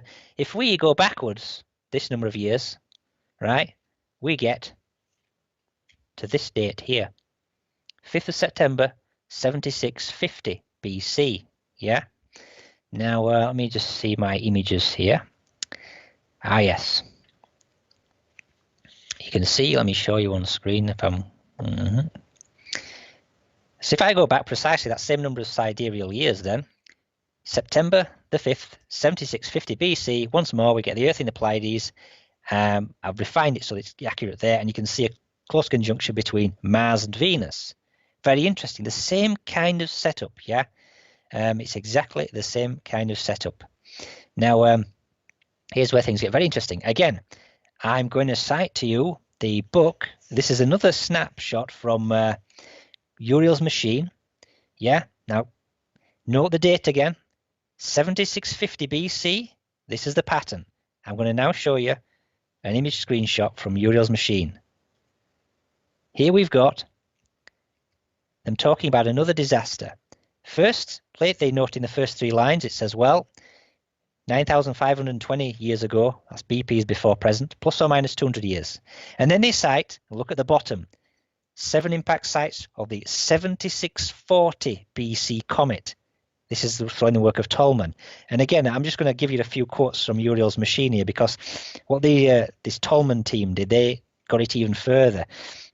I'll just read out a few. It says here, see now, they reasoned that a cometary impact would always have the effect of destroying large chunks of the ozone layer, and the flood comet would have been no exception. Looking at the radiocarbon calibration curve produced by Cromer and Becker, it's very academic, this book, by the way, the Tolmans were struck by the pronounced peak in radiocarbon, which occurred 9,500 years BP. This could only have been caused by a massive destruction of the ozone layer, such as one would expect from a comet impact. We already knew that the fossil record showed mass extinctions caused by the impact of earlier comets, and followed in most cases by the appearance of genetically different species. The Tolmans had argued that evidence from the archaeological record, which shows that over 10,000 species became extinct at the Pleistocene-Holocene boundary, which is generally dated to circa 10,000 years ago. They dated the worldwide flood to 7640 BC.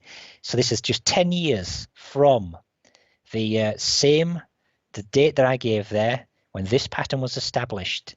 Yeah, and they have got evidence, physical evidence here from quite a few different sources talking about major cometary impacts.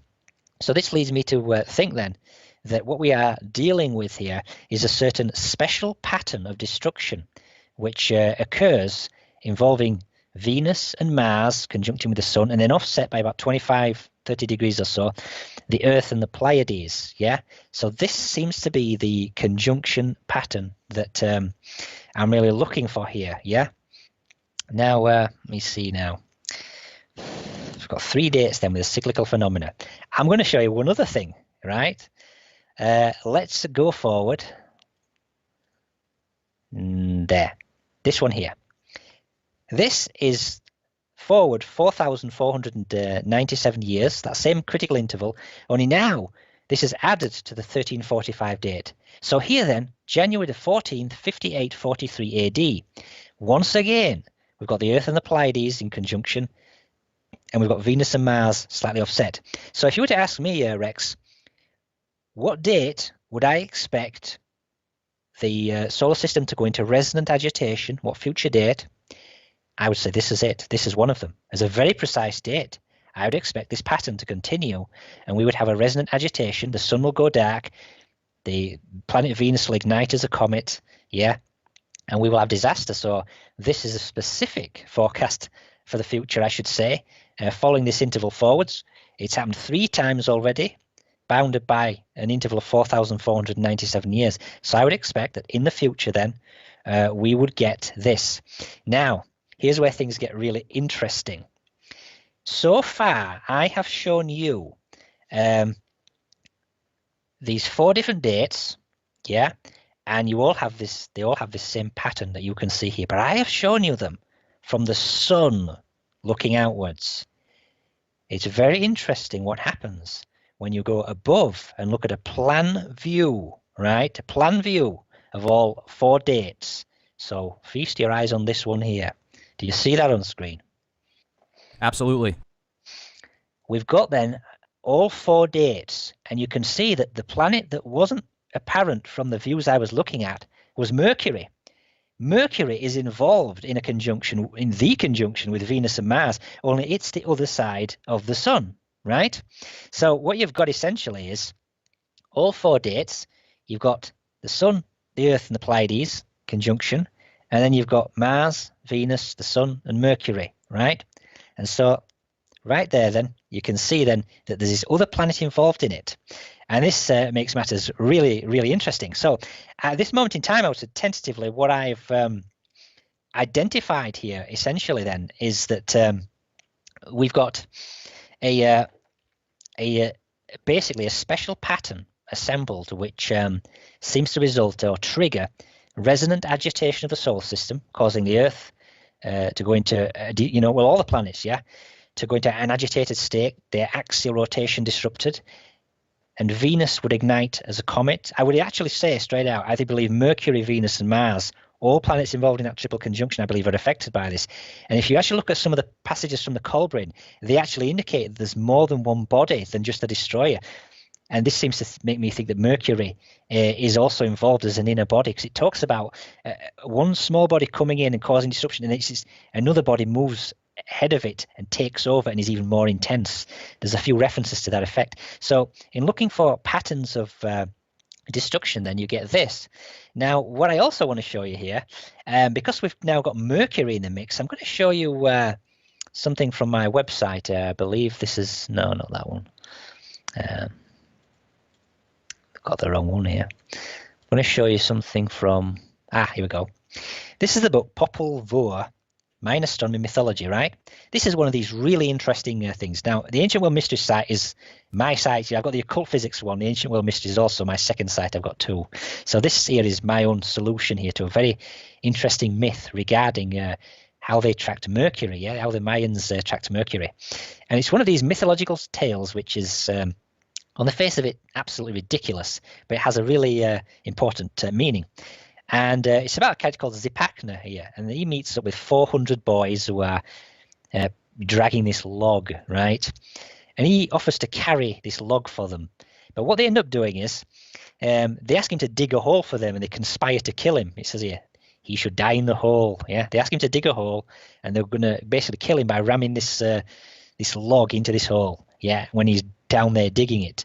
So what happens is he goes into this. He starts digging a hole, a shaft right down, and when he's, when he calls up to say he's finished, all his 400 boys are going to ram this log down this hole and kill him. But he realizes they're going to do that, so he digs a little side tunnel and gets in there, calls up this finished, and they ram the log down and they miss him. And he digs his way out, and then he kills all the boys and brings the tent down on top of them, that kind of thing. So that's the ridiculous story, and it's in the Popol Vuh.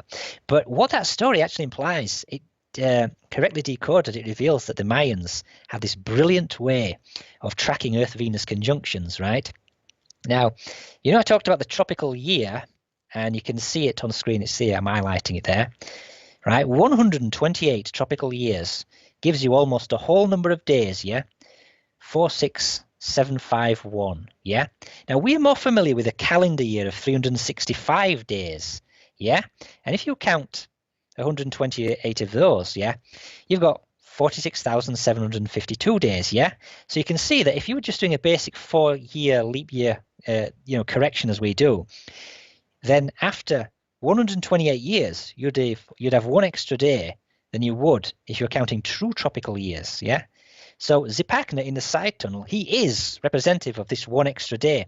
This shaft he's digging is actually a conjunction alignment between the Earth and Mercury and the Sun, right? So what happens, as you can see here, is, and I give you the equation here. If we counted then 365 years, 3 of them, and then we add that to a 366 year. This is the basic leap year cycle, and we do 31 of those. It turns out, in order to take into account that one day of error we've built up, we have to miss the leap year of 366. So we count 365 times 4. So that leap year, we're one too many there, and here, that's what we've actually got. One less, practically dead on. So we basically miss out the leap year. Zipacna in that tunnel is representative of that. The 400 boys, though, are representative of a further 400-day correction. And it turns out that, and this is where we go down here. Firstly, we take off Zipacna 1 day to get that. Then we take off the boys, and then we get 46,315 days. And if we then divide that by 400, we get 115.8775 days. Now, the conjunction pattern of Mercury and Venus, right, is that one there, 115.8774 just near to 5, yeah? That's what you get if you use textbook values, because Mercury's conjunction pattern with the Earth then is slightly more than Mercury's orbital period, which is just under 88 days. Now, the upshot of all this is this 115.8775 correction here. This is what the Mayans get then if you solve their little puzzle. That's what they're telling you is their value for tracking Earth-Mercury conjunctions. And I'm going to show you something very interesting, very spectacular. This is the US Naval Observatory's book. And they give a table in the back here of conjunction cycles. And I'm going to see if I can hold this up here. I know you can see that there. Mm-hmm. Did you say 115.8775 where my thumb is? It's page 704. It just says synodic period 115.8775. Straight out US Naval Observatory. And it confirms the calendar cycles of the Maya. So this confirms basically they knew how to accurately track Earth-Mercury conjunctions, yeah? So when I showed you then the actual... when I showed you that pattern, that one there, yeah, it involves Mercury. I've already said that their calendar systems, we know they could track Earth-Venus conjunctions. We know they could track Earth-Mars conjunctions. What I was just demonstrating there is they can track Earth-Mercury conjunctions as well. So they were fully capable of trying to track this stuff here. So that's what I came up with there. Now, that seems to be then very much related to the point here. Now, here's where we get really interesting.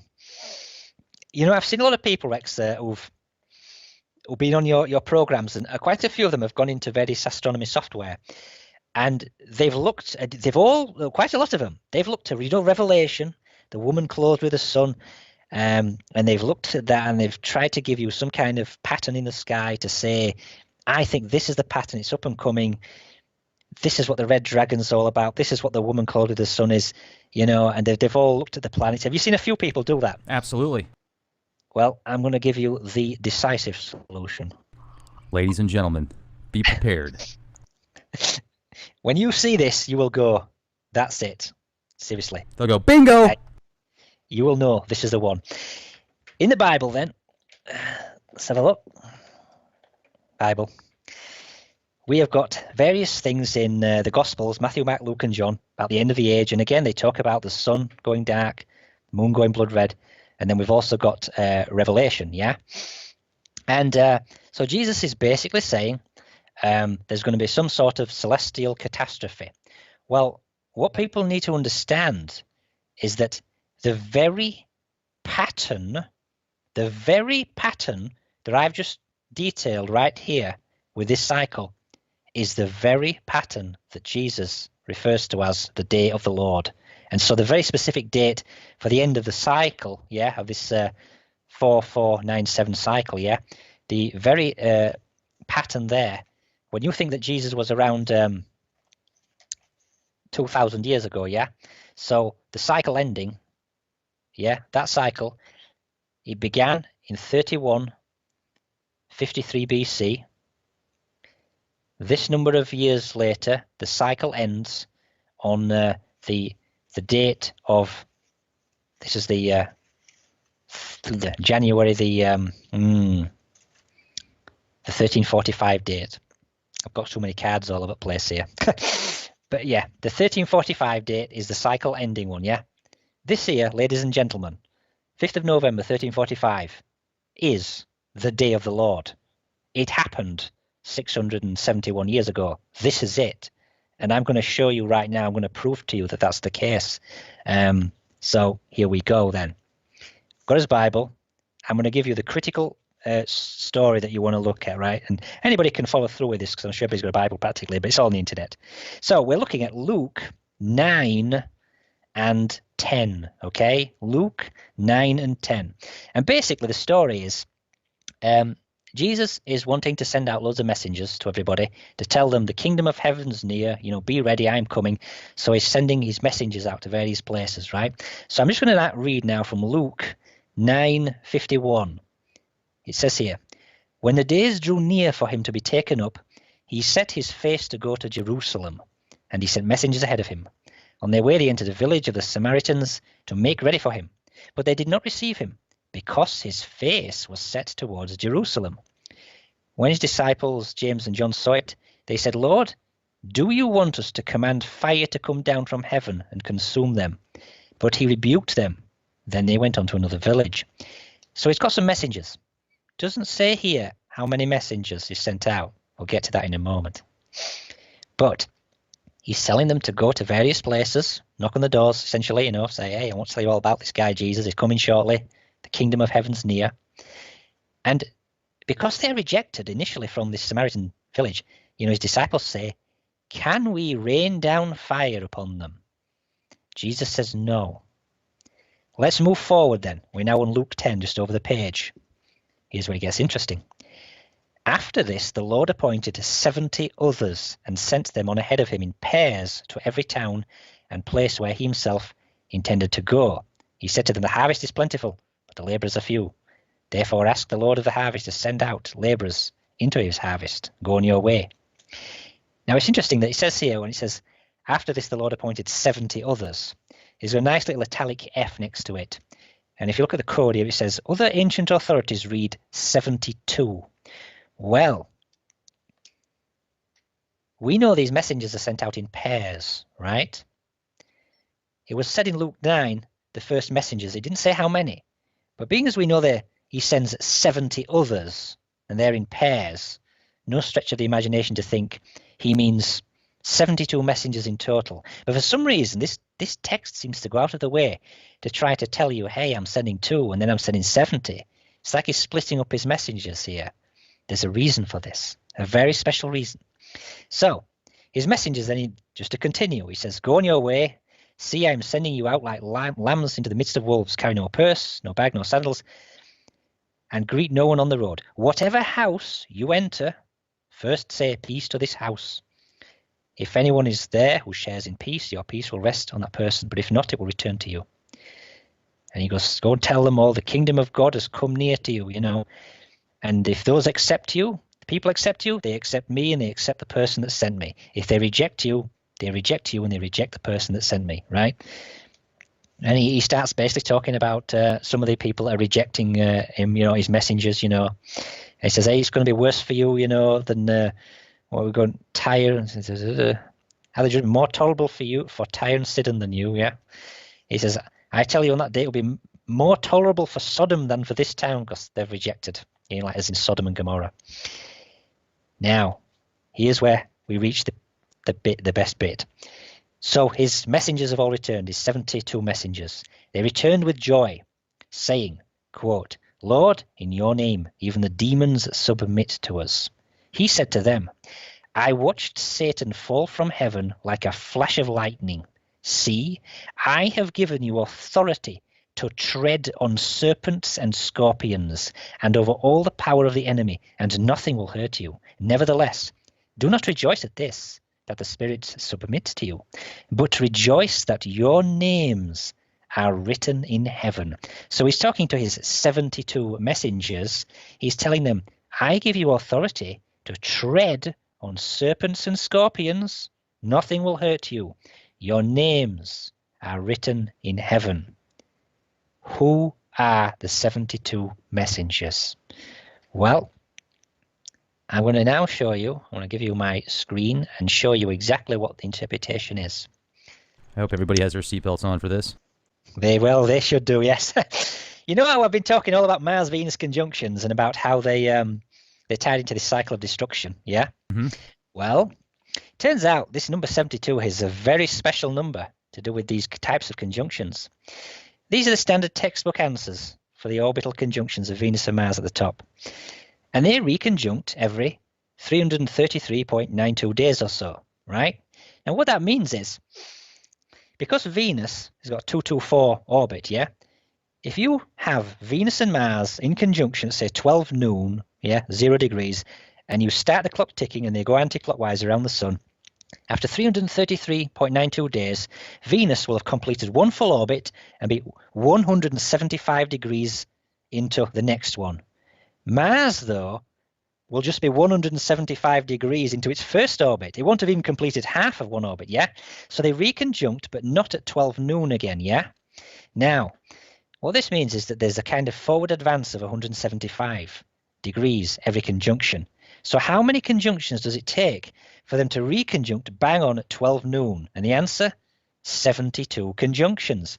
And this is, you can see on screen here, 107 Venus orbits is equal very closely to 35 Mars orbits. They're both around 24,042 days, yeah?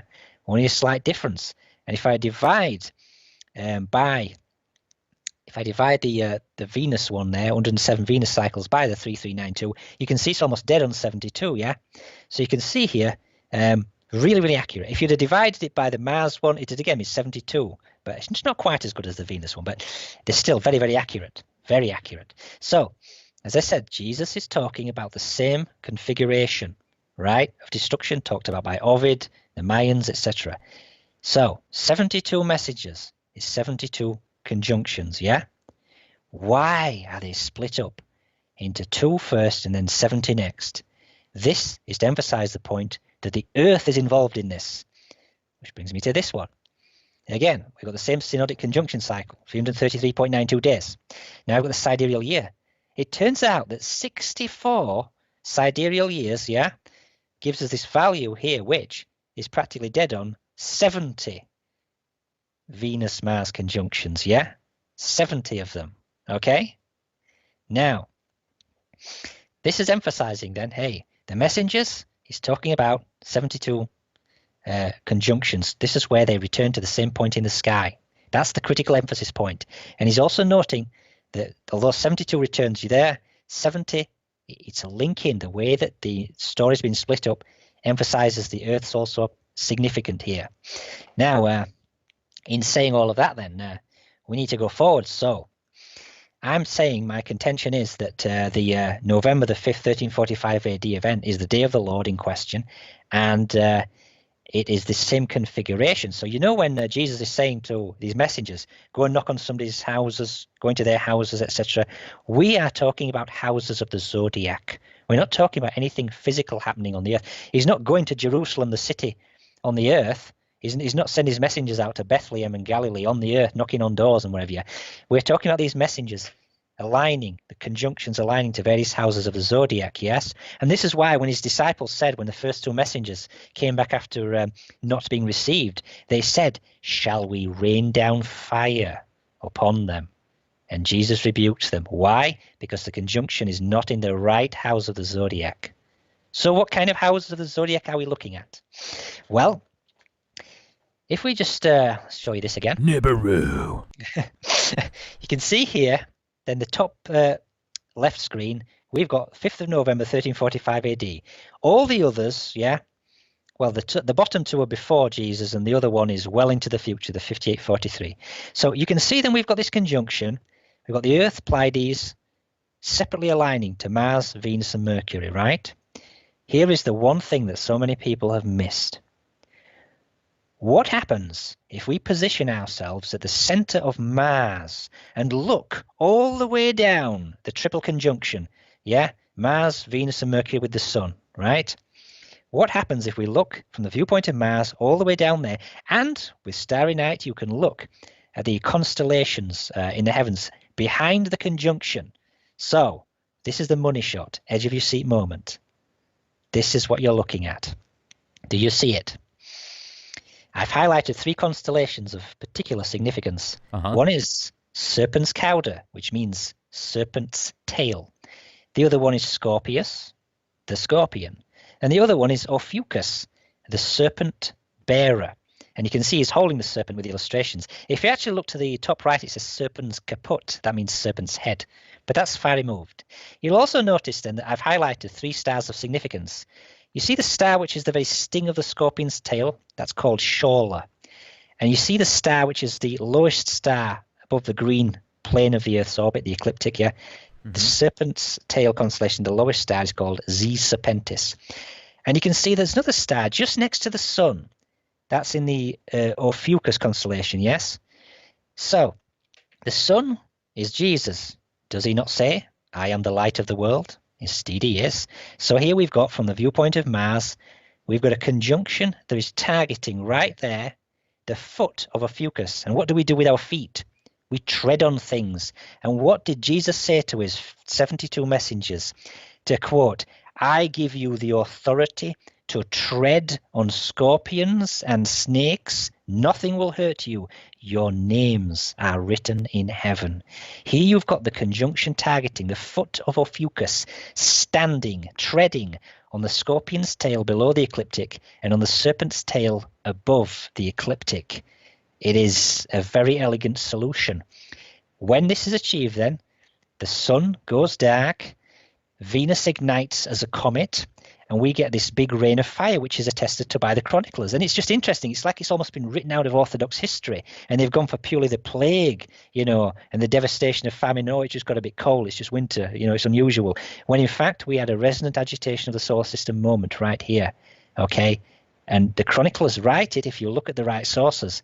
So this here is the day of the Lord. But I want to really nail this to you because remember if you look at the date then, 5th of November, 1345 AD, it says 1:15:11, yeah? Now, here's where we go to Revelation. And I'm going to see if I can cite my own website again. Oh, yes. This is my website, Occult Physics, and Revelation, the Red Dragon. This is the article about it, yeah? So we've got, it talks about the woman clothed with the sun, the moon under her feet, upon her head a crown of 12 stars. Remember how Luna, had 12 maidservants when the sun went to visit her and embrace her for the big conjunction, which led to disaster? Well, we've got the woman here clothed with the sun. So here's an interesting passage from the Pistis Sophia. And in the Bible, in Revelation, this is Revelation 12. And there appeared a great wonder in heaven, a woman clothed with the sun, moon under her feet, and she's in childbirth, pains to be delivered.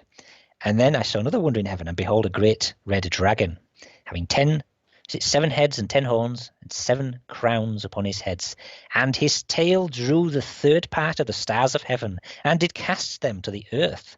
That's an interesting statement. And the dragon stood before the woman which was ready to be delivered, for to devour her child as soon as it was born. And she brought forth a man-child who was to rule all nations with a rod of iron. Now, who is the and who is the red, or what is the red dragon? Well, the woman is the moon. 12 maidservants, 12 crowns, crown of 12 stars upon her head, the moon. And the reference, although it's not clear from the Bible, it is from the Pistis Sophia. Let's look at this one. This is chapter 36. And I'm actually going to start at the second paragraph here. Jesus is making an invocation, speaking the name of the Father of the treasure of light. And he said, and in that hour, all the heavens went to the west, and all the eons and the sphere and their rulers, and all their powers flew together to the west, to the left of the disk of the sun and the disk of the moon. And the disk of the sun was a great dragon whose tail was in its mouth, and who reached to 7 powers of the left, and whom 4 powers in the form of white horses drew. And the base of the moon had the type of a ship, which a male and female dragon steered, and 2 white bulls drew. The figure of a babe was on the stern of the moon, who guided the dragons, who robbed the light from the rulers. And on its prow was a cat's face, and the whole world and the mountains and the seas fled together to the west, to the left. Now here we've got the babe, the figure, the baby. She's in childbirth, yeah, and it's on the stern of the moon. So remember I was talking right at the beginning, and I said, well, when we get these patterns, the sun's rays withdraweth back unto themselves when the dragon of the outer darkness enters our world, if you will. It's a cancellation of light waves, and that's what causes the sun to go dark. So when we talk about the red dragon, what we've actually got going on here is, as you can see here, nice little visible light spectrum, we end up going to a kind of red shift towards the red end of the spectrum. When this resonant activity occurs and the planets start to become agitated, the sun's light waves are affected. They withdraw back onto themselves. It's a destructive interference event, as physicists, as physicists would call it. Yeah, they withdraw back onto themselves. Yeah, and this is the statement here. This is what I read out at the beginning. If the sun withdraweth into himself his rays, then indeed the world is not able to endure the darkness of the dragon in its true form. So it's a temporary thing. Yeah. So we have then The dragon itself is the sun itself undergoing cancellation of its light waves. This is an energetic change, right, in its state, and this is what ignites the inner planets. It ignites Mercury, Venus, Mars in this triple conjunction, right? It ignites them in that way to become comets due to this energy change, along with a resonant agitation. Yeah. So let's just move on a bit now. What was this business about? And his tail drew the third part of the stars of heaven, and did cast them to the earth. Well, it's 1/3 of the sky, 120 degrees, yes? So if you're at the earth, you'd want to see, well, 120-degree angular separation between the moon and the sun, right? You see, the earth's the pivot point. So it's basically referencing an angular sweep in the sky, okay?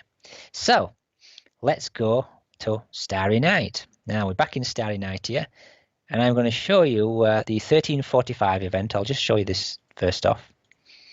Let's see now. Where are we? We are at the center of the sun. Yes. This is the 1345 date, the exact snapshot I gave you when I was showing you the constellations. Yeah, the same time period, right? So we might want to ask ourselves, what's going off with the moon? So let's move to the center of the earth. Just do that. Right, we're in the earth center now. There's the moon right there. There's the sun right there. But I'll just bang it on here. You can see the marker. Sun there, moon there. Right. I hope this works fine. I'm going to grab hold of it and we do an angular sweep. It says 110 degrees. Do you see that? Is that clear? Yes. Right. Now, remember I said to you before, well, we might need to just make a little refinement, but we'd like to think it's not much. So I'm going to alter the time by less than 1 day. In fact, it's going to be 18 hours, right? I'm just going to change. This doesn't compromise the integrity of the conjunction here, but, you know, it's still very accurate. And I'm just going to change this. We're just going to go in here. So it's November the 5th, 1345, 1:15:11, and I'm just going to change it. So now it's still November the 5th, 1345. It's now 20 hours, 46:52, yeah? So we've only just made a slight alteration and the moon's moved a little bit. So sun to there. See? 120 degrees, precisely. Angular sweep between the sun and the moon. We can't get much better than that. And let's just have a look again from the sun center. See? Yeah, there you go. See how accurate the conjunction still is? Hardly moved at all, yeah? Very refined.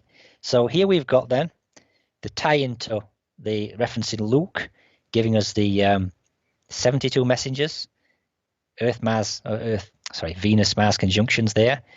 We've got the same pattern talking about the Pleiades, right? And that ties into the Earth conjunction with the Pleiades and the Sun. And with just that slight alteration there, we've got the 1/3 of the sky swept out. Brilliant, just as in Revelation. So I've got to ask you, what do you think?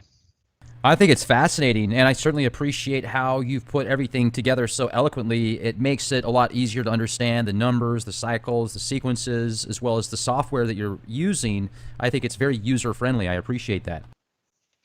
Well, I say as far as the actual, as I said, so what I think has gone on here basically is, just to stop sharing, what we basically got then is several dates, all marked by, you know, real physical evidence, okay, of disaster, yeah?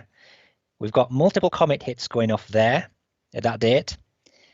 Then we've got another one going off at that date there, yeah, which is precisely 4,497 years later, yeah? Physical evidence. And if we go forward from this date to the 1345 date, same interval, again, we've got the disaster from the physical evidence and the accounts there, the population disaster.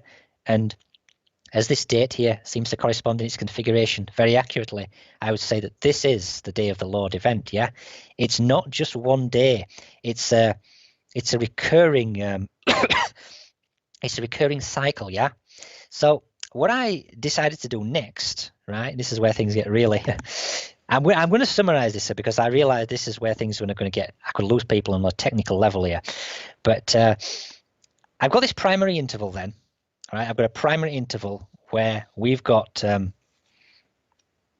this here, I decided to evaluate the cycles of the Earth, Mars, Venus, and Mercury. I decided to evaluate primarily the triple conjunction, within this kind of time frame, within this measure here, and evaluate the lowest common multiples and the orbits to see if there are sub-instances of this same pattern of destruction within these time cycles, which also could correspond to dates of disaster, And what we've got, what I found was that there are, and I'm going to try and, this is going to be a little bit technical because I'm going to be referring to a spreadsheet I did, right? So let me just see if I can share my screen with you again and show you a spreadsheet that I did of an analysis, and I'm going to have to explain again how I did this. Let's get rid of that. Get rid of that. Let me get rid of that and all. Right. This is a very messy spreadsheet. Hey, where was that desktop real quick, that castle? Is that in Ireland? I think it's Scotland. It's one of the default ones on cool. Microsoft Windows 7. It's a nice picture, that. I think it's in Scotland. So I've got William Wallace used to hang out there. I've got a statue to him. It looks a lot like Mel Gibson, you know. Freedom!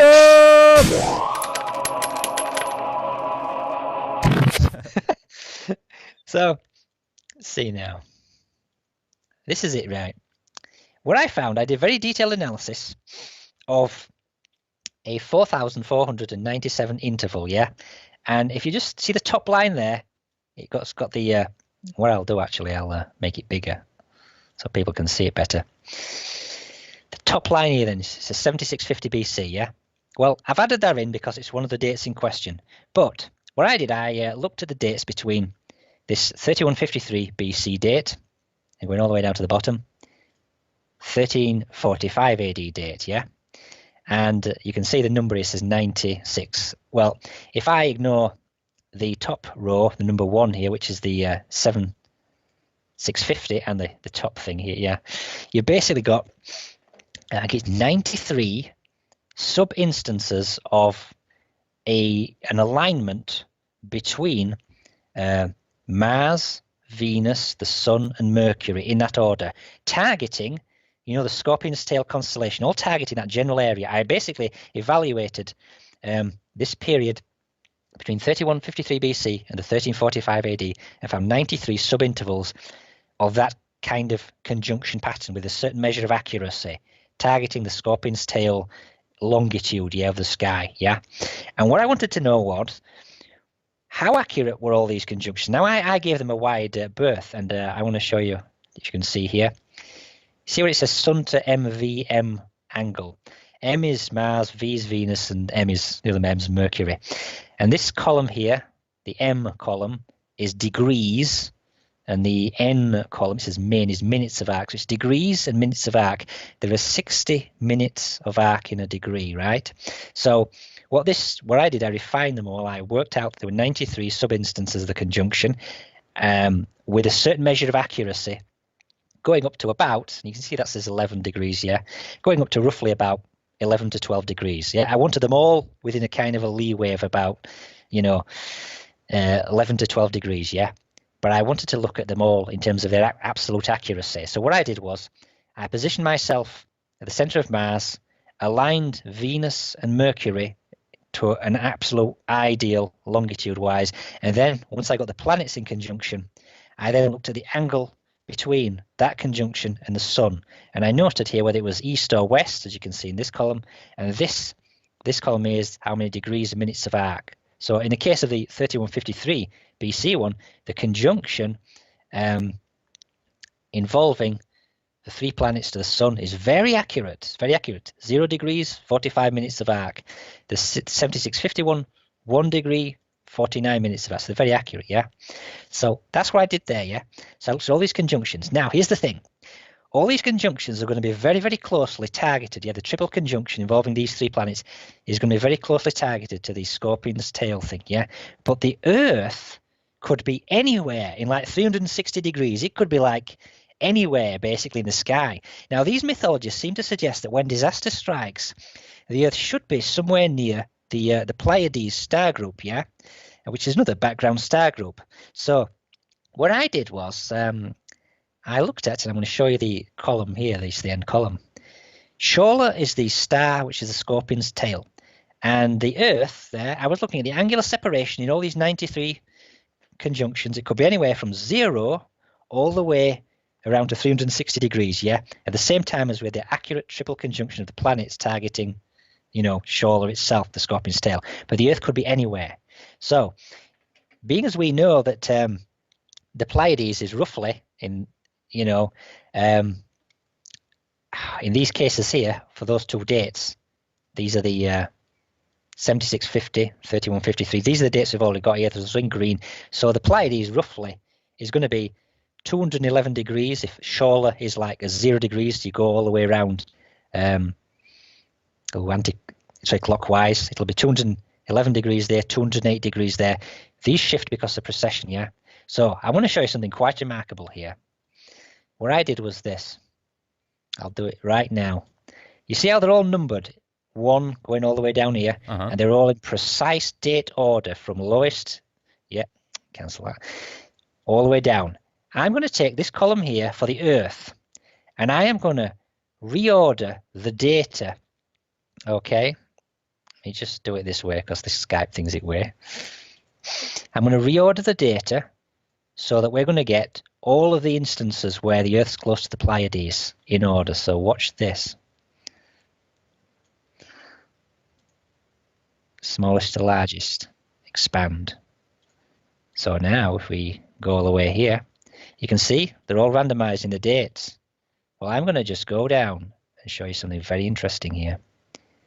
Now, they've all suddenly got very close to one another, a big batch here. The 1345 AD one, already discussed, 3153, 7650, but now I've got 3 others. And what is so interesting about these 3 here is, you see the accuracy of the conjunctions here and here. This is degrees, this column here, the M. N is minutes of hour. They're all very accurate. But the ones here, 6 degrees, 4 degrees, look, we've got 8, 7, 5 degrees, and then we've got 7, 4 right here, yeah? So these here, not very accurate. But it just looks like we've just got a group of them that are like really accurate here. We've got 1970 BC, 557 AD, and 627 BC. Now, I thought to myself, has anything unusual happened on these dates here? And the answer is yes, okay? 557, we've got evidence from the geophysical record that there was a major cometary impact that hit Britain in particular in 562 AD. Now, remember what I was saying previously about Venus being ignited as a comet, spewing out material, yeah? It's going to have material which is going to be dissipating throughout the solar system. And so I'm expecting, quite literally, the Earth is going to be in a danger zone for perhaps several orbits. And we may then get the Earth ploughing through a region of material from Venus which is still dissipating. And I think this is why the conjunctions are very precise in giving us the resonant agitation, igniting the planets in the triple conjunction, but we may get disastrous hits from a bombardment, which may be over, the next several years ahead. They're not as precise, but there's actually evidence for 557. This is the date of the configuration, very close to the others already discussed. But 562 AD, we've got a comet, and I'm just going to see if I've got this article up and running here on this. No, we ain't got it there. There was there's a reference here. I've got a book by Grant Berkeley, which talks all about this. Let me see now. Here we go. Self-realization community. There we go. It's still loading up here. Here we go, the comet of 562 AD. Yeah. This is one here that, again, they talk about it. Star of enormous size appeared, single shaft, and the head of the shaft is a ball of fire, etc. As I say, they talk about a comet, but I want to emphasize here, Venus is the comet. What they are talking about are significant chunks coming off of Venus and hitting the Earth, right? Venus is the big comet, but what we've got here are bits of debris, and we've got the comet here 562. So, and that's one reference here. There's a lot of other researchers looked at that, you know. People have looked at King Arthur and so forth, and you can see some of the references here. Comet that struck Britain in 562, further evidence. So you've got that. Now, the other thing that you've got is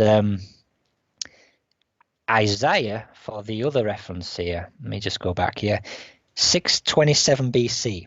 You know, Isaiah was only a few years before that. I think he was born in the 8th century, died in the late 7th century. And again, we've got the same kind of things coming from him. We've got like, you know, beware the earth will be turned upside down, its inhabitants scattered. The earth goes to and fro like a drunken man. It falls to rise no more. It's interesting as well, just going back to the 557 AD event, there are what's called the prophecies of Merlin, as in, you know, Merlin the magician, the King Arthur stuff. And again, it's one of these textbooks, and he himself talked about the damage that would occur when this kind of prophecies of Merlin. I saw a really good one here when somebody was listing all the things in it, and he was actually talking about here we go. This is it here. The scales of Libra will hang awry until Aries props them up with his curving horns. The moon's chariot shall run amok in the zodiac. The Pleiades will burst into tears. Yeah, we've got the Pleiades mentioned right here in Merlin's prophecy. And this is, again, around the time of, you know, the 6th century and that. So he's talking about the same thing. So we've got the same kind of thing going on in the 6th century AD. So strictly speaking, right, from the time of Jesus to the present time, we have had 2 instances of a so-called Day of the Lord event. Now, I think Jesus himself was specifically targeting the 1345 AD event because that gives you the 1/3 of the sky with the moon, yeah? And it's also the cycle ending, the primary interval of 4,497 years. The one that we've got for the 557 AD event, that one is a sub-interval of it, yeah? So that's different. The one that Isaiah talks about, again, this is just a few years prior to the 627 BC event. So there you've got that one, yeah? Now, I'll just bring up the 1970 BC. Now this is a very interesting one. So remember I was talking all about the Colburn and the Exodus moment. When was the Exodus? Well, I have to say I looked into this, and depending on which researchers you're looking at, some people think it's the 13th century BC, 1290. Other people think it's about mid-15th century. And some of that stuff is like indirect. I believe some researchers are saying like they thought that it's something like 480 years after or before the Temple of Solomon was built, something like that. So then it all rests upon when was the Temple of Solomon built. And so some people think round about 1000 BC, so they've gone for a 15th century Exodus date. I've seen other people say 1628. So it's really not a clear-cut issue, but purely on a celestial point, I'm putting forward my own view here as a contender of 1970 BC, yeah? I think that could be the Exodus date, because again, all these highlighted ones here, these green things here, they all have the same conjunction pattern with accuracy, and also, you know, the Earth's close to the Pleiades, because as you can see here, they're all roughly within like 17 degrees of one another, 205 to 222, yeah? So there's that to consider. Now, bearing that in mind then, here's where we get things and go a bit further back, because we can take this interval from, say, 3153 BC to 1345 AD, and we can look at the sub-intervals between the cycle. And this is a really interesting chart I've got here. We can see that there. Well, it's that big. Is that big enough for you? Can I? Yeah, that's great. Yeah. So what we've got here then, I've basically, and this is purely arbitrary, by the way, I've created what's called world age cycles. And I've gone back and I've called world age cycle 1, 2, 3, and 4. 1 begins in 12. It's this date here. Yeah. 12,147 BC. Yeah. World age 2 begins 7650, already discussed. Then world age 3, 3153. Then world age 4, the current age we are in, 1345 AD. Yeah. And what I found then is that what you have then, and just going this particular, to World Age 3, we get from the 3153 BC date, and it turns out there, 1,183 years later, we get to the 1970 BC. Then it's 1,343 years later, we get to the 627 BC event. Then we have a repeat of this 1,183 to get us to that one there, the 557. And then the cycle completes 1345, and then we've done a full 4,497 years, yeah? And so basically that pattern, these intervals here, they're repeated in each world age, if you will. And the reason why this is interesting is because when I map them backwards, especially to World Age 1, you see the equivalent here of the 1970 BC event, which may well be a good Exodus contender. The equivalent is the 2nd of August, 10,964, yeah? Now, did anything happen around about that time? Well, as a matter of fact, this was one of the most devastating periods in history, yeah? And let's have a look at, here we go. Not that one. Here we go. Did a meteor trigger the beginnings of civilization? Evidence suggests a meteor or asteroid struck, this is Quebec, 12,900 years ago. Now that means 10,900 BC. Yeah, they're talking about a massive asteroid hitting the Earth. Now, here's something happening in Europe. That was Quebec, Canada. Here we go, 12,900, and even says there, between 12,900 11,200, we are the eruption of what is a supervolcano called Lacher C. And this is, you can see there, Germany. This is where it's located. It's like the equivalent of Yellowstone. It blew up massively, and this would have caused, all kinds of atmospheric problems, the dust, the whole area. So again, we've got what is 12,900 years ago, but it's 10,900 BC. We've got asteroids hitting the Earth, major problems there. And again, looking at the chart here, this is the date. If we map the Venus configuration back, we get 10,964 BC, yeah? Now, let's look at this one here, 9621 BC, yeah? Now, where have we heard that before? Well, anybody who's looked at Plato's work, the Timaeus will tell you, there's a story in there where Plato's recounting that Atlantis, as he called it, this great civilization was destroyed 9,000 years before the time of Solon, and Solon was around 600 BC, 9600 BC. Yeah. Now let's just go back again. What have we got here? This is another one. This is talking about the 12,800. You see, it's a bit, you see the 12,900, 12,800. I've even seen 12,850, but they're all roughly talking about the same kind of thing. Yeah.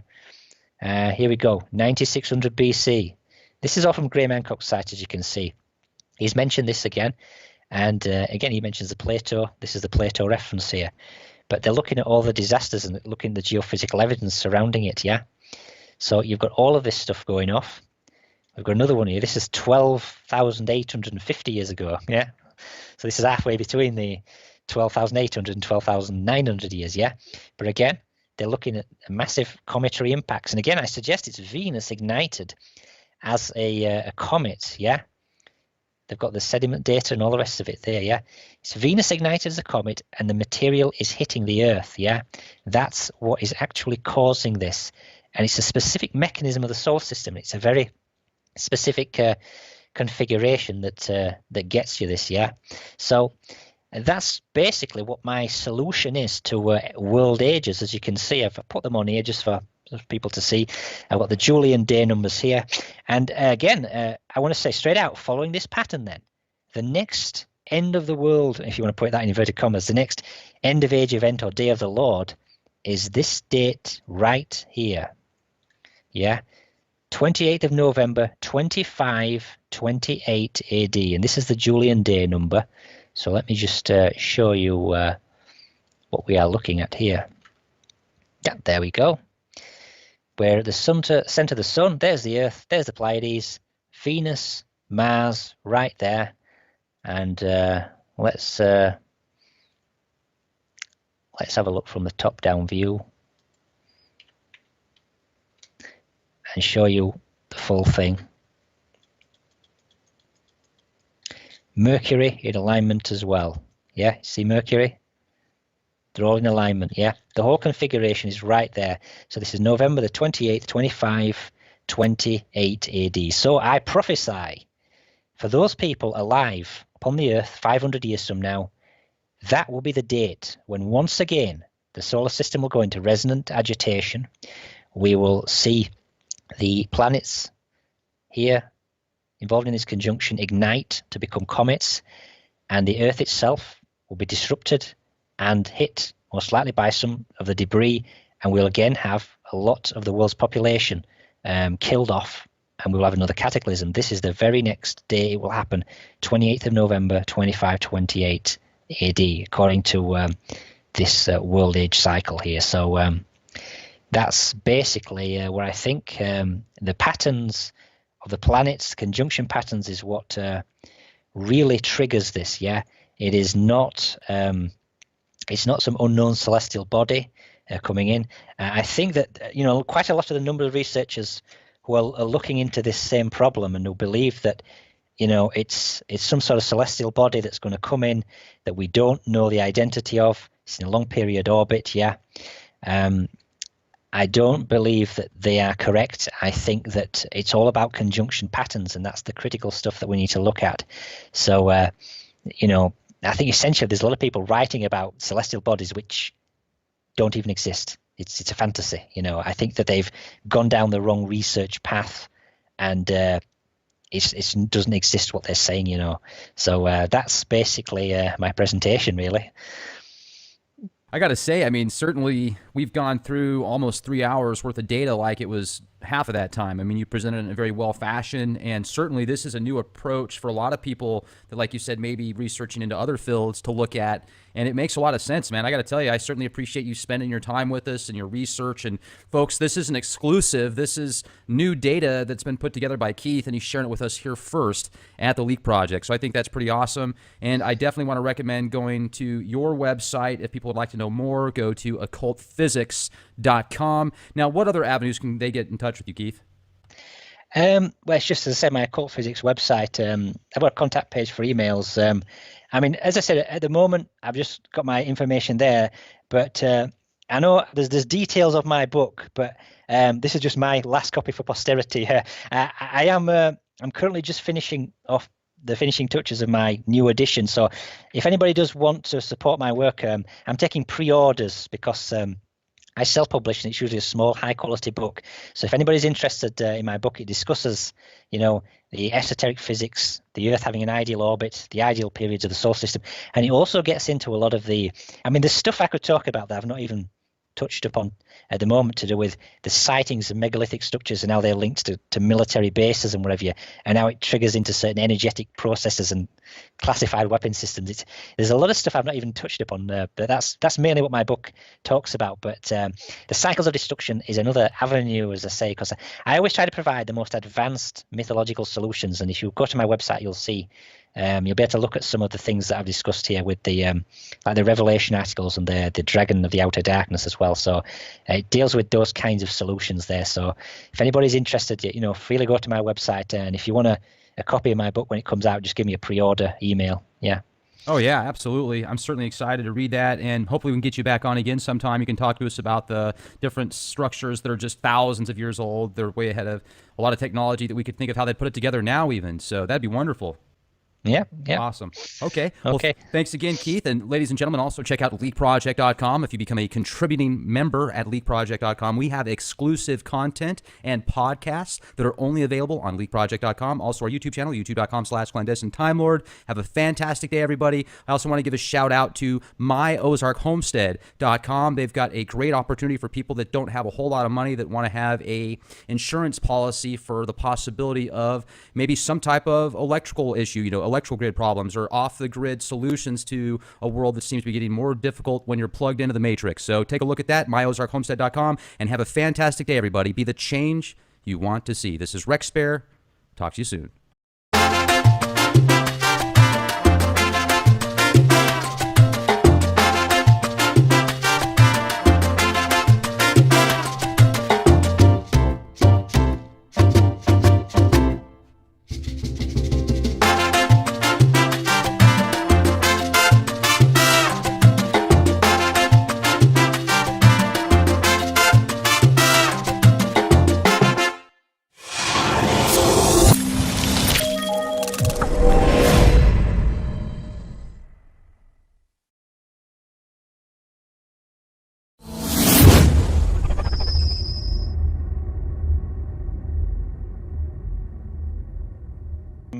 It's been quite a past couple of months because in terms of my research, I've been looking into various threads, esoteric threads going back now for the past 15 years or so.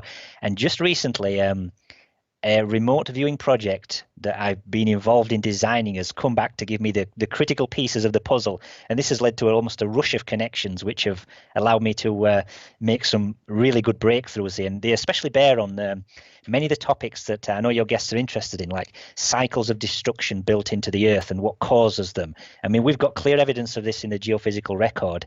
And from an esoteric perspective, there are a few different things that people have put forward as causes. A lot of people talk about some sort of exotic body, like a cometary body, things like that. And then you've also got the cycles of destruction based upon conjunction patterns. So this is the kind of information I want to give, with some really solid solutions to some very important mythological stories. Well, fantastic. And first, just kind of a little bit of humor here. It was funny because when I first started texting you, we hadn't actually talked yet. I sent you a message. I said, "Wow, who's that lady on the picture of your website?" She caught my attention, and you write back, "That's a dude." And I said, I thought to myself, "Oh wow, no way." I said, "Well, this has got to be some type of, is this like a Baphomet lookalike in the female aspect? Is this an androgynous person here? What's going on?" And you're like, "No, it's a 17th century painting." So then I said, "No way." And I sent you the picture of what I was looking at in your website, and then you're like, "No, you're right. That's definitely a chick." And so I thought that was just hilarious. It was the Skype. My little Skype icon thing is only a small picture, and you can only expand it, really small, just to look at it. And it is a 17th century picture of a man, looking at the globe. And they have long hair back then, and so that's the. I thought you were referring to my Skype thing, so not my website picture. That is definitely a woman with holding the skull, and that's actually, if you scroll all the way down to the bottom, there's a link to the person that does the Geraldine something right at the bottom. Right at the very bottom. That's the one, Geraldine Lamar. That's her website link there. She's a professional photographer. I actually paid her 45 euros to use some of her pro pictures there, and that's one of them. So I'm supporting her work there and giving her the link as well.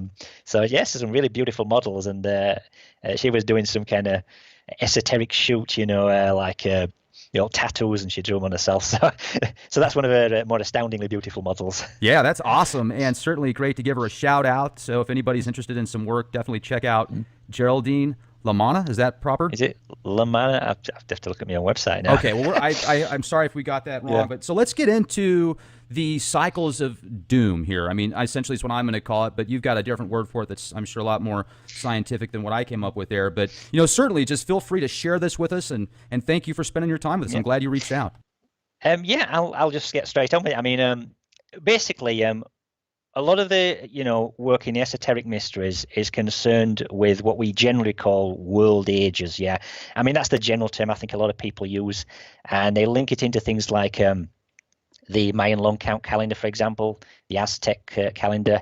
That there are certain transitions, certain special intervals of time, and when we reach the end of one of those intervals, we have some sort of catastrophic destructive event, and as a result, most people, or a lot of people on the earth, are killed off in this cataclysm. It involves geophysical disruption to the planets, environmental issues and that kind of thing. And then we kind of start at the beginning, and this goes back to Plato's work, the Timaeus. He discussed this very thing regarding a particular story he told, using Socrates, his mouthpiece, to expound his philosophy. Yeah. So when I see a lot of videos out there as well, a lot of people have looked into the whole issue of a Planet X or a Nibiru, and especially based upon the work of Zachariah Sitchin. And the general viewpoint of a lot of people out there is that we have some sort of unknown celestial body, a celestial body which is in a long period orbit on the order of every several thousand years, highly elliptical, It spends most of its time outside the solar system. It periodically makes a deep penetration, and when it does, it exhibits cometary type features, or it gets close to the Earth. And a lot of people say, well, we know about the whole issue of pole shifts. That is where we've got the Earth itself, and we have like a radical change in its orientation of its axis. We've got the Portolano maps, such as say mentioned by people like Graham Hancock, giving you accurate coastlines of say Antarctica ice free. And this is these maps date to before we could accurately measure longitude. We've got things like that suggesting that some people have looked at that and said, well, it's not just a question of retreating ice fields. It's also a question of what if the Earth's axis were changed and what is currently Antarctica was just a bit further north. We've got things like that going on, right? So at the same time as that, then we've got this idea of a pole shift, and people will generally they'll say, well, how do you get the Earth's axis to radically topple? The basic common sense, almost, seemingly the first plausible option is we get another large mass body, gets close to the Earth, gravitationally grabs all of the equatorial bulge, because the Earth's like an ellipsoid, and causes it to topple over. But some sort of close interaction. Then we have concepts that you'll find in, in religious traditions, days of darkness. This is from a Christian tradition and also certain Greek mythologies. And so in this instance, then, again, what would cause days of darkness? And this is where people see the arrival of a large body coming in. Yes, it causes the pole shift, gets close to the Earth, but also blocks out the sun in an eclipse sort of scenario. So people like this solution, the Sitchin-esque solution. I can see you got some of the diagrams there from my website. I wrote a major article regarding Zecharia Sitchin's work on my website, and his basic interpretation of the Enuma Elish, and a lot of people out there, because a lot of people don't realize this, they hear Zecharia Sitchin, they say he translated the cuneiform tablets, from ancient Babylon or Mesopotamia, and these basically date to 1750 BC, that kind of era. I think the Enuma Elish ones date to about 1750 BC. And these are clay tablets which have survived. So paper would have been long gone, but the clay tablets have been excavated, mainly in the late 19th, early 20th centuries from these sites. And the majority of them is actually boring stuff, you might say, of like the civilization of Babylon and so forth, business transactions. I think about 5% of it, though, comes under the heading of what you might call mythology. And the Enuma Elish, it's just the name given. I think it's the first words on a series of clay tablets. And they describe a situation where you've got some kind of epic battle between two gods. One's Marduk and the other one is Tiamat. And so Sitchin talks about Marduk as being a god that comes, from the deep, which he interprets to mean deep space, right? And it comes in to do battle with this other god, Tiamat, and they clash in battle, both gods. Sitchin interprets that to mean two celestial bodies crash. And what happens as a result of this interaction is this god Marduk orbit, and he believes it's 3,600 years, and he said it takes up station Nibiru. That's its new station, if you will. So this is where we get Nibiru from. It's locked into this 3,600-year orbit. But it's important people understand this is a pure interpretation. He's got a mythological story, and he thinks it's taking place within the celestial realm. And I've got no problem with that. And most of them are, most mythological stories are like that. And so he interprets two gods doing battle to two planets crashing into one another.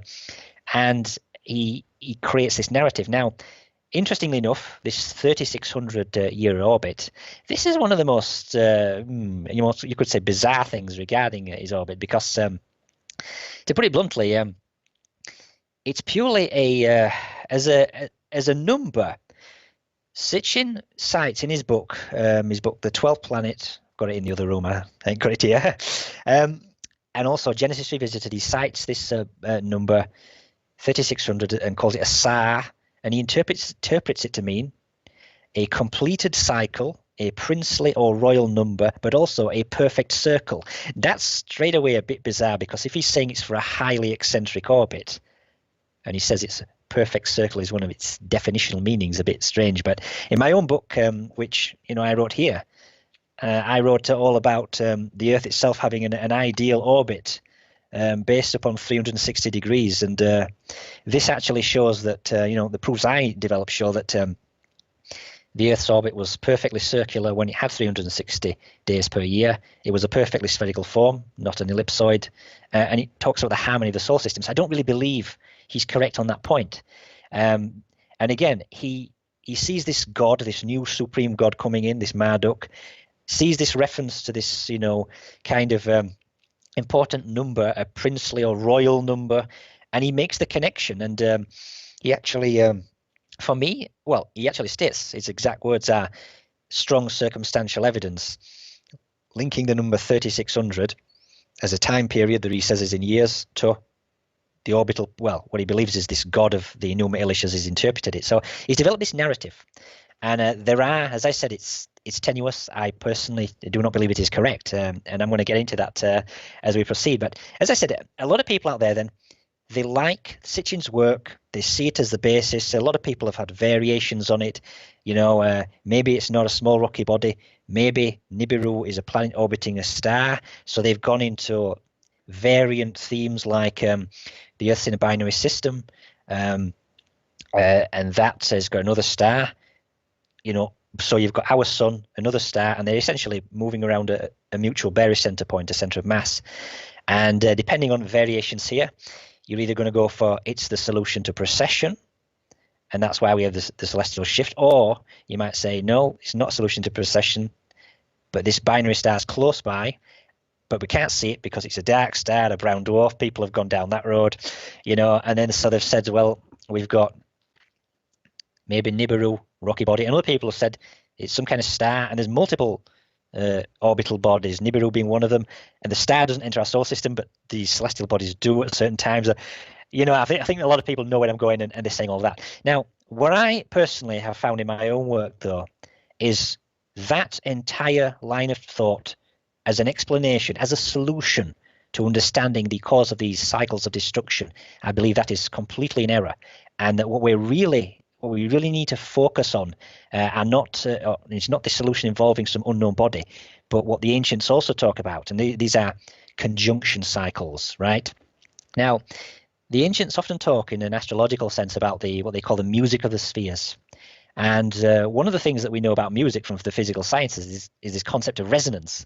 And I'm sure you've all seen these little demos where somebody gets a glass, puts it in a controlled chamber, and they hit it with various sound waves, and then it starts to wobble, and then it shatters. Yeah? Right. First it becomes agitated, and then it shatters. This is because the sound wave frequencies they've hit the natural frequency of the object, yeah? And this is what causes catastrophic failure. Now, when you look at the ancients themselves, their view of it is something similar. They refer to the planets as all sounding out their own wonderful musical harmonies, the music of the spheres. And when certain patterns are established, especially conjunction patterns, that's when we achieve these resonant agitative states, right? Now, I know that, Rex, you've looked at the book like the Nag Hammadi. You've got a copy right next to me, actually. Yeah. The most updated version. Yeah, I don't know if this is the updated one, but there's a nice one on the origin of the world. One of the this is for people who are not familiar with it. Nag Hammadi. It's a series of paper manuscripts that were salvaged from. Well, I think they've been dated to about the 4th century AD, but they were uncovered in 1945 in Egypt in a place called Nag Hammadi. There are many treaties. Some of them are Christian in their tradition. Some of them are Egyptian. Yeah, there's even I think the Asclepius from the Corpus Hermetica. There's even partially a copy of Plato's The Republic. So it really is a library, as it says on the cover. It's not even one particular viewpoint, but it gives all kinds of apocrypha, if you will, reserved teachings, not generally put out there. And when you see some of the statements in it, here's a good one. When they talk about the consummation of the age, this is from On the Origin of the World, just to relate a point. It says, before the consummation of the age, the whole place will shake with great thundering. Then the rulers will be sad. The angels will mourn for their mankind. The demons will weep over their seasons.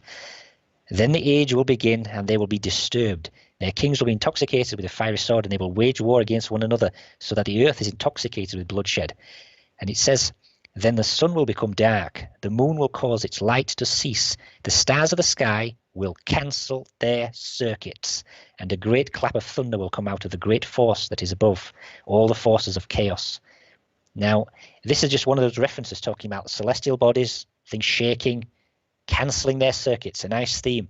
But there's also another interesting one. This is Berossus and Manetho. Berossus, 4th century BC, a Chaldean. We've only got fragments of his work, and so this is just basically, I'm quoting a Roman here, Seneca, Naturalis Questiones, I think, questions about science, basically. And he's just referencing this guy, Berossus. It says, Berossus, who interpreted the prophecies of Bel, attributes these disasters, the end of the world and its aftermath, to the movements of the planets. He is so certain of this that he can determine a date for the conflagration and the great flood. He maintains that the Earth will burn whenever all the planets, which now have different orbits, converge in Cancer and are so arranged in the same path that a straight line can pass through their orbs, and that there will be a further great flood when the same planets so converge in Capricorn. For under the sign of Cancer occurs the change to summer, under Capricorn the change to winter. They are signs of great power occurring when there are movements in the change of season. So that's a very interesting reference there. And again, he's talking about conjunction patterns. Now, if you have a situation, and I'm going to go into this in the course of this presentation, discuss some of the myths, but if you have a situation where you have a resonant agitation of the solar system, yes, the planets achieve certain conjunction patterns, you can then get the planets start to shake, their axes destabilize. This gives you your pole shift scenarios without a crude recourse, if you will, to another celestial body just ploughing on through the solar system, getting near to the Earth, gravitationally affecting it, yes? We also have another reference, and this is from a book called, I don't know whether you're familiar with this one, Rex, the Pistis Sophia, means faith, wisdom. This is a great book for Christian mythologies, and in this book here, there's a nice passage, and I've actually got it on an article on my website, in fact, and it talks about the dragon of the outer darkness. Now, on my website, I've got a major 4-page presentation discussing the mystery of the dragon from a real physics perspective. Now, I said that in the Christian tradition, we have these days of darkness, yeah? Now, again, if you go with the idea that a celestial body comes in close to the, blocks out the light from the sun reaching the Earth because of an eclipse sort of scenario, you're looking at that. But if you look at some of these traditions here, they talk about something very special here. They are literally talking about the sun itself switching off temporarily as a visible emitter of light. And this again, when certain special patterns, and from the Pistis Sophia, there's a certain passage where people, Mary Magdalene, one of the questioners, she talks to Jesus and asks him all about the outer darkness, which is this great dragon swallowing its own tail. And so Mary continued again and said, "My Lord, doth the dragon of the outer darkness come into this world, or doth he not come?" The Saviour answered and said unto Mary, "When the light of the sun is outside, above the world, he covereth the darkness of the dragon. But if the sun is below the world, then the darkness of the dragon abideth as veiling of the sun, and the breath of the darkness cometh into the world in the form of a smoke in the night."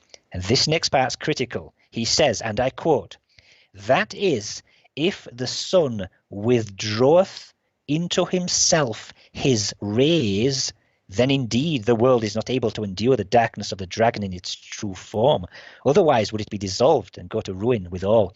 This translation here of the Pistis Sophia is 1921. Here you've got a guy, G.R. Smith, translating something, and he's literally talking about what we would refer to as the destructive interference of light waves, yes? This appears to be what he's actually talking about. So, if you've got like a loop reflecting back again, it's like the symbol of almost infinity, where the waves peak and trough cancel out to flat line. This then is what he seems to be referring to. Light waves cancelling themselves out and the sun switching off as a visible emitter of light. And again, this is tied in to some very special conjunction patterns. And this is the kind of solution I want to present today. So now I've done that bit of an introduction, I'm going to mention a few esoteric texts that are very interesting. And they've been used by various researchers. And one of them is called the Kolbrin, right? And it's one of these texts, again, I can't tell you there's a really brilliant consolidated history of the Kolbrin. It's one of these texts which it seemed to surface from a kind of almost a secret society, but not in a kind of a high level way, but a small group of people who've been preserving what are fragments of ancient texts which were almost destroyed in a fire in Glastonbury Abbey centuries ago. But they were survived intact, and they've been basically translated and put into book form in the 20th century, yeah? And it's a collection of books, and I think there's 13 of them, based in Britain. 8 of them are Egyptian, and one of them is to do with the Trojans, like the Greeks, yeah? Trojans are, you've heard of the war of Ilium. Like the Spartans and stuff? Yeah, that's the one, yeah. Troy, Ilium. There's Homer, he wrote the Iliad, That was based upon that war. It's a classic. But so the Cauldron then, it talks about an object, an unknown object. It is not identified, but it's this great object that appears in the sky, and it gets closer and closer, and it's like a mountainous fire, and everybody's scared of this object, and it's belching forth all kinds of material. There's all these descriptions of it, how it's covering the land with dust, massive hailstones, the whole works, and people are basically they're terrified. They're massively, frightened by this, and it's causing such destruction. And it's this object in the sky called the Destroyer. Now, there's a few lines regarding this Destroyer then that are worthy of note, you see. And I'm going to just share my screen with you and show you what I mean by this. So, Yeah, this is great.